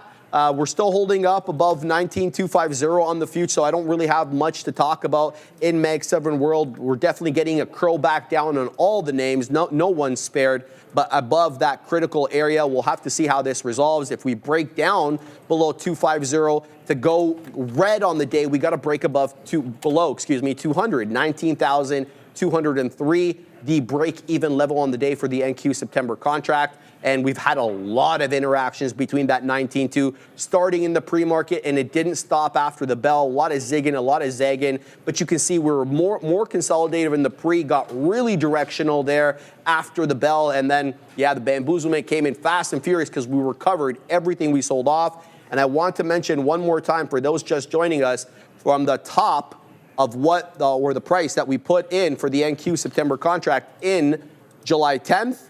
If we take that top wick and we drag it to the lower wick over there, it is almost exactly 10%, 9.96. So we'll have to see if we're able to make newer lows. But for whatever reason, not whatever reason, this is obviously planned by people going long at this level because it's 10%. And what are the odds of that happening? So good look today, good recovery for the future, but we'll have to see if it's directional. What are you guys looking at? Throw some more tickers there in the chat. I haven't looked at the chat in a hot minute. Derek says, crazy 250 level means nothing to Lulu. Down, says Derek S. Let's have a look at Lulu, Mr. Katina Man. Let's see what this one is, what's up to. LULU. This one was obviously a downgrade today. I forgot who downgraded it. Even though I did put it on the list, I think it doesn't matter. Was it Citigroup? It might have been Citi. So maintained overweight by JP Morgan, but that wasn't the one that I put on there. Give me a sec. Citigroup, you're right. Cuts it to neutral and removes it, from their focus list. So not JP, so Citi downgraded them, and JP Morgan removed them from their focus list. And that has not been met well by the market. As you can see, big move down. Yesterday, we closed out at 272 essentially for Lulu. Low of the day today, 246. All sorts of pain right now on LU, and I think that's what Derek was saying, because this was holding up at 250. You can see it had a double bottom there where it wicked below, but quickly was able to reclaim it, weaseling into 253. But that was as good as the buyers could do in defending that 250 level, because that new low came in fast and furious. 246.33 is the low of the day. And then you got the crossover right here on the MACD. So possibly good look there for these shorts on Lulu. It's been kind of an interesting day, no question. Let's see what else is afoot at these levels. For some reason, we're still holding 19,250, but let me tell you, I don't know how long for, because we keep putting in these topping tail candles, which, no, they're not really topping tail, but the body's closing definitely lower towards the bottom of the candle, which tells you that sellers are, they're getting in. They're getting in and pushing this bad boy low, and I don't know if we're going to hold up here. Triple bottom holding above that 250 for the last 15 minutes or so. This candle still has 3 minutes before it closes. What else is afoot over here? Apple still trying to weasel its way back into 220, but as I mentioned, I think like the more moving average is now a little bit more neutral in their look. The 10 period moving or pointing down, and the 20 is a bit sideways right now on AAPL. Good look, I guess, for the Bears off that 220.85 high, Adira. Yeah, I mean, as a bear, rawr. But yeah, grr, I guess grr, grr indeed. But yeah, TQs had me going grr a little bit. We know that I did have a skosh of a short here that I closed earlier before the lesson, and then everything dropped. I didn't want to revenge trade it. I have had issues here with the levels on this. I got involved in a trade, then got out because I was like, I still stand by it, but my entry wasn't the best. And also I was worried I was kind of revenge trading it. So I got out, but I got back in here because we are still below 66s. Now, what makes me a little bit worried? The fact that there was some support here earlier, clearly at this level on the TQs going back to, when was this? We had a little bit of that resistance around 12, so resistance and support can flip-flop. But I right now do like to look on the Qs. I took a smaller position on this TQQ trade because I still felt good about it. So I said, Adira, if you still feel good about it, why are you not getting back involved? And I said, that's a good question. Why am I not? That being said, I don't love the way we're not breaking below 90s. For my style of trading, this can't hang, so I'll take my whatever, however many pennies. It wasn't a lot of pennies, but there were some pennies, and sometimes that's what matters. It's about having that confidence, which I definitely had in the first trade that I didn't have in the second trade. Clearly not enough to hold it, but that's what you learn from. That's the whole point of learning and trading every single day and growing, and that's why, I'll stop giving an Oscar speech, but the point remains, I think that this is such a fun, this market has been so fun to trade in, and I think this show and this desk has been such a fun environment to be a part of. I only got part filled on this, so this was not, which is why that triangle is in purple. So this wasn't like the trade of a lifetime, but I took about 25 pennies on this Tesla short. Really happy with what I did here. Basically watched it at 224, watched us break above it and hold. Then we broke back below, retested it, got short. Please just punch Tesla. If you want to do that same thing one more time, act like I won't short you again. Just try. But now it actually looks like Tesla's trying to bounce off the 90 MA. Tesla, you want to bounce off 224? Well, I think I did. And it's like, Daryl, I'll bounce. And I'm like, Tesla, I take longs too, just in case you didn't know. Just in case you did not know Tesla. Hi, I see you.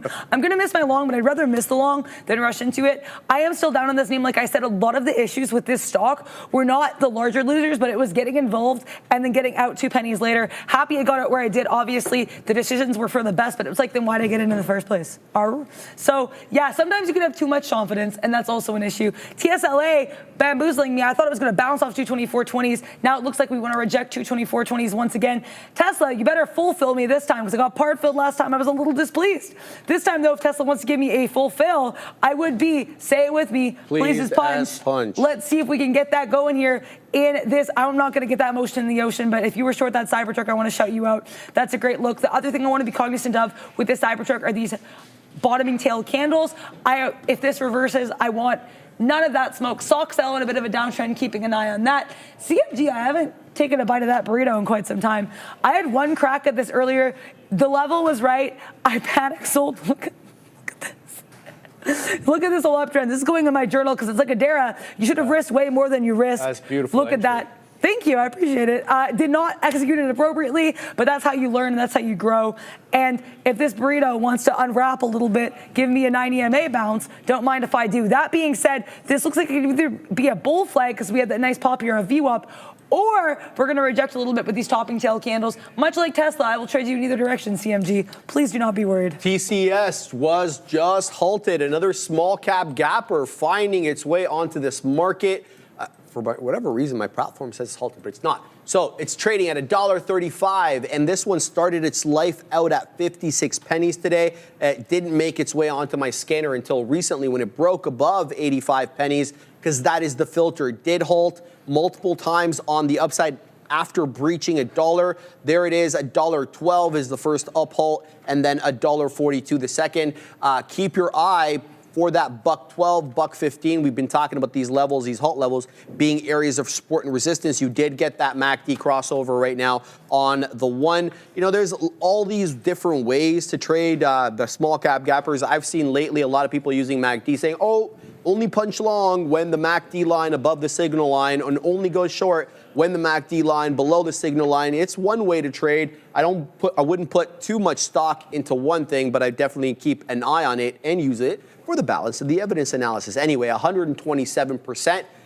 This name is up on the day. It's got a market cap, as I said, of 65 million. The volume is decent. It's about 22 2/3 million. The float is a little larger, to be expected kind of for a name like this, about 32 2/3 million. So let's keep an eye on that. Let's see what the short float is on trade ideas. Only 1.45%, so not much of that 32 some odd million is short. So it's really here an organic move up, or at least it seems. Here we go. Here comes that $1.12, $1.20. I want to see what it does at 115. Let's see if it holds up at the former area or the halt former area there. Keep an eye on that.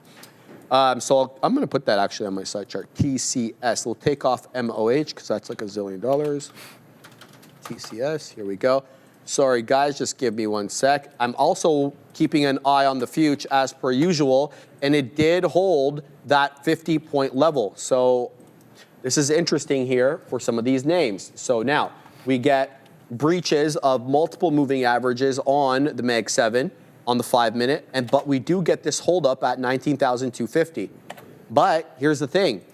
We're really not moving up aggressively. This is kind of like it feels like just a consolidation area before another move lower. So I'm a little suspicious of this whole little bounce up here. I'm not going to take any trades, but we're going to keep an eye on this level. Definitely a bit of a range right now between 19.3 and 19.250 as the future drops off a little bit in volume right now. But good recovery from the lows this morning. Let's see what else some of the Mag 7 names are up to. Microsoft was doing great after being the worst performer on the day. Now it's kind of put it in about 25 minutes worth of red candles over here as it rejects 427. So it looks like 427, a key area of critical resistance here on MSFT. It's dipping down aggressively. There we go, 424.5. 423.5 is the volume weighted average price, but this one is at this area crest over here at 424 2/3 a half, but I don't really think it's going to stop a whole lot there. We'll have to wait and see if it keeps making higher lows because it's got a bit of an uptrend since that bottom there. MSFT trying to recover over here. AMZN very much still at that 183 area. Hasn't done a whole lot the past 20 minutes. Very consolidative at that 120. It started kind of sideways trending, a little bit above 183, a little bit below, but good recovery off the lows there. Dara, what are you printing on that side of the desk? I printed a Tesla long, didn't take that much on it. Initially, I wanted 224.40s. So I said I was watching the 222.20 area, 224.20 area like a hawk. I watched it. I waited. We had a whole move down here from 223.50 to 224.20, and then we rest. Honestly, I should have added to this one.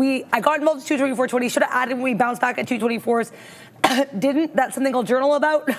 But then I wanted to get out 224.40s. Then I saw some lower highs in the book, and I said to Dara, take what you can get. If the highs we can get to 30s, get to 30s. I get my order for 30s. It immediately pops back up to 45s. I was like, cool. You know, I'd rather take out, I got 11 pennies. Rather take my 11 pennies than lose. So I'm definitely okay with that. Thank you. I appreciate that. This has been a really fun afternoon for me because I love scalping.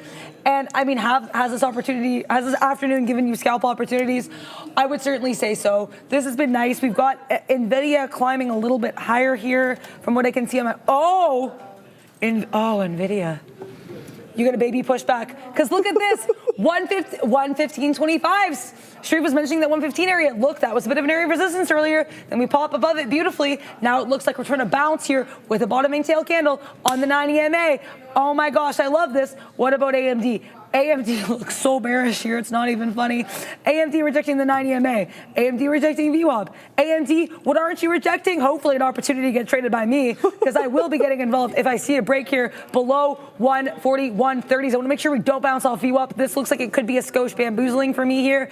And I also, the way AMD moves, this thing can go against you in, you know, lickety split. So I want to be really cognizant of what I'm doing with this name. That being said, if I see anything below VWAP and then a retest, I'm getting involved here around 30s. That's going to be the goal. But also our goal is to make sure that you guys have stocks that you want to look at represented, because we want to make sure that your voices are heard. How do you guys make your voices heard though? Amplifying with a microphone? No. You get in that chat right now, ! join space $, whatever ticker you're interested in. The 5 tickers with the most votes are going to be covered on our new afternoon segment brought to you by Real Trading and brought to you by Sharif and the Big Kahunas. So if you want to see what happened, what the news was on that ticker, what the trades would have been on that ticker from Sean and Neil, you have to get in the chat. That is the only way your voice can be heard. And we want to have your voice heard. ! Join space $, whatever ticker you're looking at. AMD is having me so bamboozled. We look like we're kind of bouncing off VWAP, but then we had that bottoming tail candle rejecting the 90 MA. I'm going to be patient. As Bears versus Bulls sometimes says in the chat, patience, like P-A-Y. So I want to be exercising some patience here. I know, I should have taken that short. It is what it is. Where's the next trade? But also, Mahmoud in the chat was saying IWM short. Yeah, I mean, wow, this IWM chop and turn, just below 224. Then we break down 90 MA rejection short. Then we come down and we bounce a little bit just above that previous area. We had a couple rejections here, 222.60s. Now we're breaking down. This 223 area, if we stay below the 90 MA, I do not mind as a short at all. I will be keeping an eye on my EWIM. Have not traded any EWIM here yet, but I think this has just been such a fun trade. Thank you guys so much for all the support in the chat. This has been like a really cool day to be trading. And thank you, Darwin, for mentioning this story here about GM. Apparently it's Cruise targeting Q1 2025 rides with fares. So that'll be interesting. I think that reminded me too. Let's see how Ford fared. Speaking of these classic autos. Oh God, Ford. I have no words.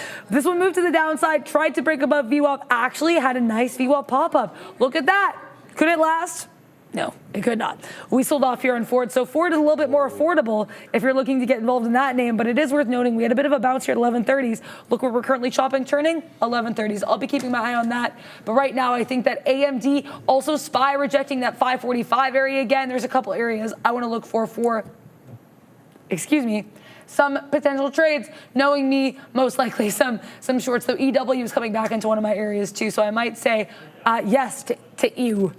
Yes, too. I love that.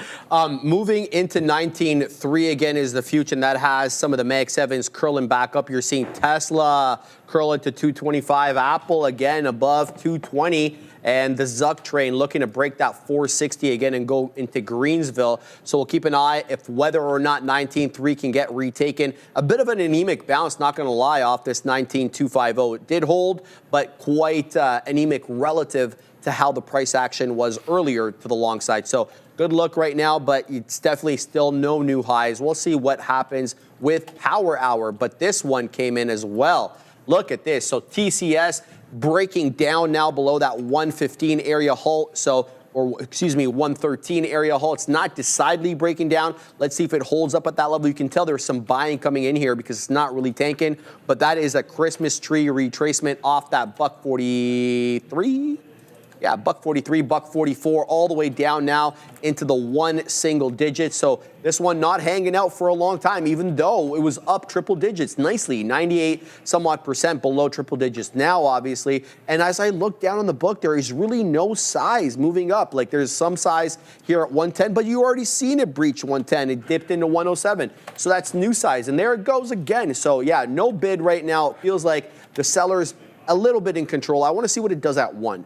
It didn't hold up a lot at 1. Once it breached $1, because we know that that's a specific trade. Once it breached $1, it really got going. It didn't like come back and retest it. So is this the test? Here we go, coming back in 105. It just dipped into. So $1, a different trade than sub $1. A lot of these ones, you know, they use $1 as support and resistance. Resistance, obviously, when you're coming from the south side. Support when you're coming from the north side. But we'll have to keep an eye on this one. Given way over here. Given way to the move down. CMAX, though, still absolutely in place. CMAX, we'll keep tabs on this one because it did pop up into 673. Now it's back at that 577 area, 567. This one still above the volume weighted average price, though, at 5 1/4. And I should tell you that there's a halt level at that 5 1/4. So you have VWAP and the halt level at that 5 1/3, 5 1/4. Does it come down there and hold up? The dip there brought us as low as 545, so we weren't able to come down into the levels. So unless you front run it, you're not in this trade yet. So good luck. Still up 45%. None of these ones really have catalysts that I can talk a whole lot about. CMAX, I'm not seeing anything you don't specifically. CMAX anything? I don't see. Nor did I. I looked at it earlier. I didn't see anything. TCS though has the container store shoes. I'll show you this one over here. No, actually, this one doesn't have. Oh, this was earnings. Here it is. Yeah, this one released earnings yesterday. So they looks like they did a lot better than expected. And the conference call had a nice little boost for this one as well. So this one's moving on news, but definitely a bamboozler, well off the highs, about $1 and change off the highs there. Let's flip and look at, oh, the fuge. Yeah, man, I felt this. Look at this. Okay, so we weasel our way incrementally there up into 19.3. Then comes the selling, but most notably, we dip right into 250 and a hammer candle forms. So the bamboozlement's fast and furious on this one. Neil wanted me to tell you, this market ain't weasel. This market's a bully. So keep your eye on this one, because if you were looking to get short there, and then a lot of buying came in at 250. I hope some people covered if they were able to get short off that 300 touch. A little candles of indecision here, definitely stuck within a range on this fuge, holding this 19,250 as support, which was previously resistance. Unsurprised with that, but you're not getting that directional move up. What's everybody else looking at? Rohan wants to talk about SMCI. He voted for that. If you want to do like Rohan and have your ticker talked about by the big kahunas at the big desk, you will vote for it right now, and tell your friends to vote your way too, because only the top 5 tickers make it onto the big board. So get your vote in now. If it's SMCI you want to see, vote for it. If it's ASML or, I don't know, Apple or what am I looking at here? Uber, they had a headline coming out of California. They won big there with their lawsuit for independent contractors, which was, you'll recall, a proposition in the 2020 elections, because you know they can do like little referendums there. They call them propositions, and people voted for it. People voted that the drivers should be employees with all the benefits that come with it. They sued and they won. We'll have to see if the state appeals that. But for now, Google in Wville, and they're up 1 1/3 there. Yeah, that's an interesting one there. That whole story with regards to should drivers be employees, and I think I have a friend who worked at DoorDash, but like in the where you go to DashMart or whatever, where they like you order from DashMart and they have the warehouse. So she worked there, so she dealt with a lot of DoorDash drivers, and a lot of them seemed like they were like, I'll put it this way, very different kind of personalities. Like you're doing the delivery driving, a lot of just people who are intense in cars. So I get why it's like probably be really hard for them to vet everyone is relevant, right? If you're just as a delivery driver, I think is as far as I'm aware, it's a bit of an easier vetting process. I imagine if we're treating people as employees and if you're getting all the benefits that come with that, I assume the vetting process would have to be different. So I would imagine it would definitely be a bit of a different system. So I do understand why, it's just interesting. It's something I want to learn more about as well, but that's my take as someone who knows a little bit about it from that perspective. NVDA here, I got involved in the long. I don't know if that was the right idea. I took a slightly smaller position on this. I want to see what we do here at 15s. If we give up 115s viciously, I'm getting out of this trade. But right now, what I am still seeing is higher highs and not higher low. I'm seeing a bit of a waffle here. Now I'm worried that waffle could be a bear flag and not, as I thought it would be, a bounce off the 90 MA, because we are below the 90 MA now. I want to see us test this 115 again, but it looks like we are going to be giving up the 115 area. And just as I say that, we pop right back up. Probably should have added at 115, but like I said, trying to work on adding to the positions right now. I'm just working to get into the habit of sticking with it, having an idea. Let's see what happens. This might have been a case where I got involved at the top instead of getting involved at the bottom. We're continuing to see that chop, that churn, and that consolidation, but we're getting a bit of a pop-up here in the future, so I want to stay in this trade for the time being. Let's see what we get here on NVDA. I don't think I'll be saying yay to NVDA, but happy I got out of this AMD short. I got short again. Entry point was bad. Should have got out around where I got in, around where I got out here, around that 140, 120. So that is going to be the look on that. What was I involved in? NVIDIA. I didn't remember what stock I'm in. Okay, NVIDIA, this is, again, basically flat on this. I'm worried we're getting some topping tail candles, but I'm seeing what I want to see on the book here now, which is good. If I don't have enough confidence, though, why am I in this trade? I want to see us get back to 115.20s. If we cannot hold that decisively, I'll take my 7 pennies and I'll get out. Or not even 7. I'll take 3 pennies and get out. Wow, my brain has taken a little bit of a nap. So let's see what we've got going on here. Let's hear Nadera versus Neil rap battle, says Anthony K. I mean, I'm down. I would do it. I would certainly do it. NVIDIA looks like also it wants to do it. I said, let's see what it does around 20s. NVIDIA says, Adara, I can try to give you a pop around 20s. I'm like, well, could you give me a real pop around 20s? So guys, I've been so excited today because these markets have given you so many opportunities. NVIDIA, let's go. Happy I stuck with my guts on this. Definitely should have had more size, but you know what? That's something you could learn. That's why I'm going to do some aggressive journaling tonight. Let's see if we can get out of 43s. NVIDIA, are we going to get out of 43s? Okay, and NVIDIA sold off a little bit there. Let's see if we can get back to 40s. If we can't, I'll get out of 39s. I am more than okay with that. On NVDA, which is having me say NVDA, took 20 pennies. Oh, okay, I keep clapping and then NVIDIA doesn't film me. This is getting, NVIDIA, you're making me look like there we go. Got out 20 pennies. 20 pennies. 20 pennies. 20 pennies in the money there at NVDA. Can't believe there's only 7 minutes left here. 20 pennies? Did I say that? But you get it? Oh, like puns. I think I dropped more than 20 of those per day. But yeah, I see 20 punnies. Also, the Cybertruck is at 225 here. Tesla at 220. Wow, Tesla at 225. We wick up above. We cannot hold it. If Tesla bounces off the 90 MA here, Confluence with that previous stop, 224.70. Bit of an area here, 224.70. I actually really like this as maybe another long scalp for Tesla. This has been such a fun day for scalping, guys. Hope you guys have had such a good time because this has been a crazy fun day to trade and to just be here and watch these markets. How are you doing? Sounds good. I'm happy you're having a great time.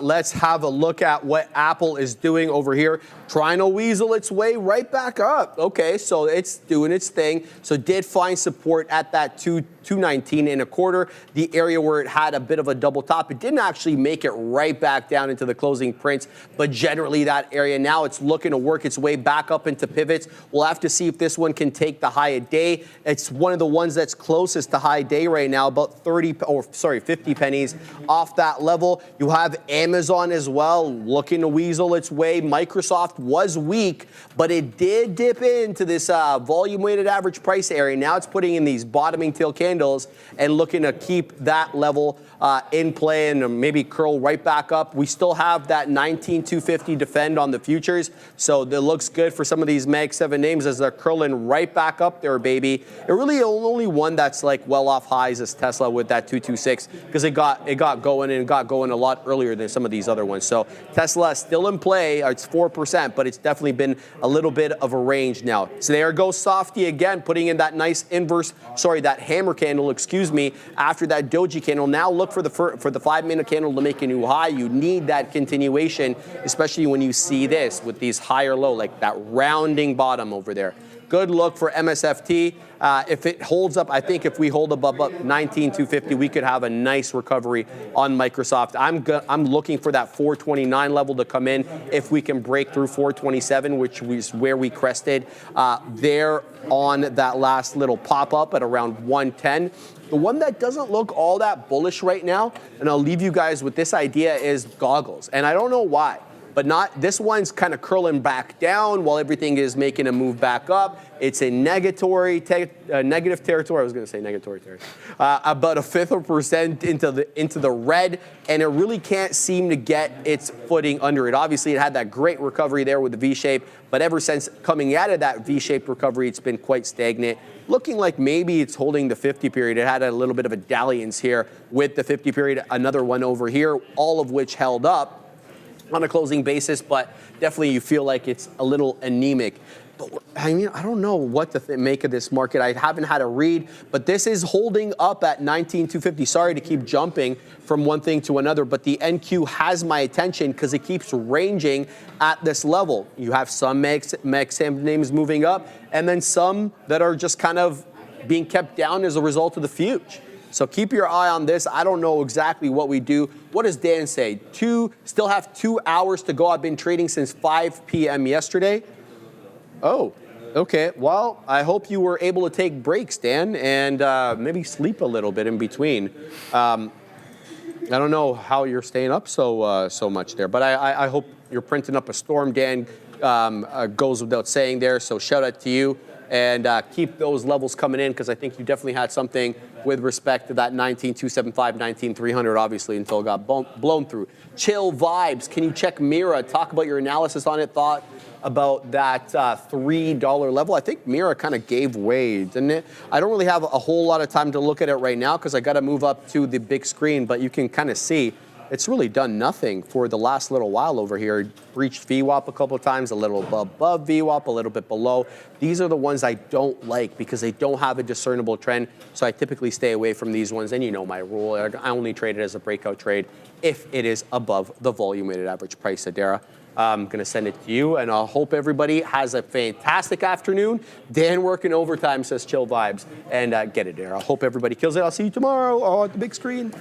Yeah, thank you. Thank you so much, Sherry, for everything you do and for putting together those lessons. Yeah, I took a bit of a trade here in Tesla. I think my biggest issue with Tesla was either getting involved and then immediately getting out, or just not trusting myself on the book. So Tesla, I did, like I said, I haven't been trading while looking at P&L because I think that's been helping my strategy. But yeah, Tesla, honestly, without the Tesla losses, I would be up on the day. I am down on the day, like I said, a bit of a losing streak, but today was huge for me because I think I got back into gear and I took some trades I wouldn't always normally take. Like a lot of, for example, I was really up in EW, and EW, not a Meg 7, nor was it a scalp. That's a really different kind of trade for me, so I'm happy I was able to take advantage of this type of trade. We had 2 profitable trades, 1 red trade on it, both directions, so I think that's been really huge. CMG, says Roger, and I know CMG was one I was looking at here early too, and holy guacamole, CMG, that 5160 double top, wow. Now CMG coming to bounce off that other area of resistance around 51.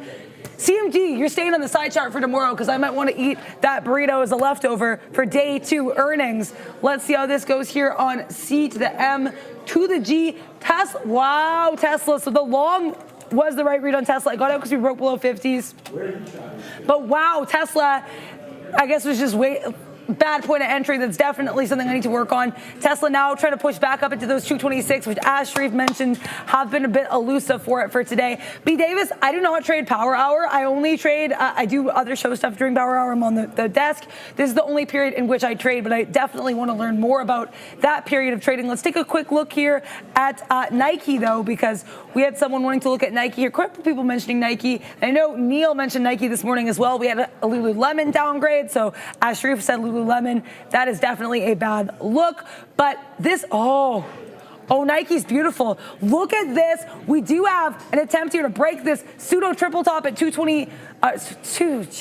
Adara, where's the 2? 72.25. Let's see if we can break above it here, if Nike can go running. And look, this area, we're bouncing off the 90 EMA. We've bounced off before. We bounced off at 1248. We bounced it off it at 109, and we bounced off it once again here at 151, but it is 2 p.m. So we'll see you guys tomorrow. Same bat time, same bat channel. But let's see what you guys voted for in our new segment at the green screen. Welcome to the Afternoon Rundown, the show where you decide what we talk about.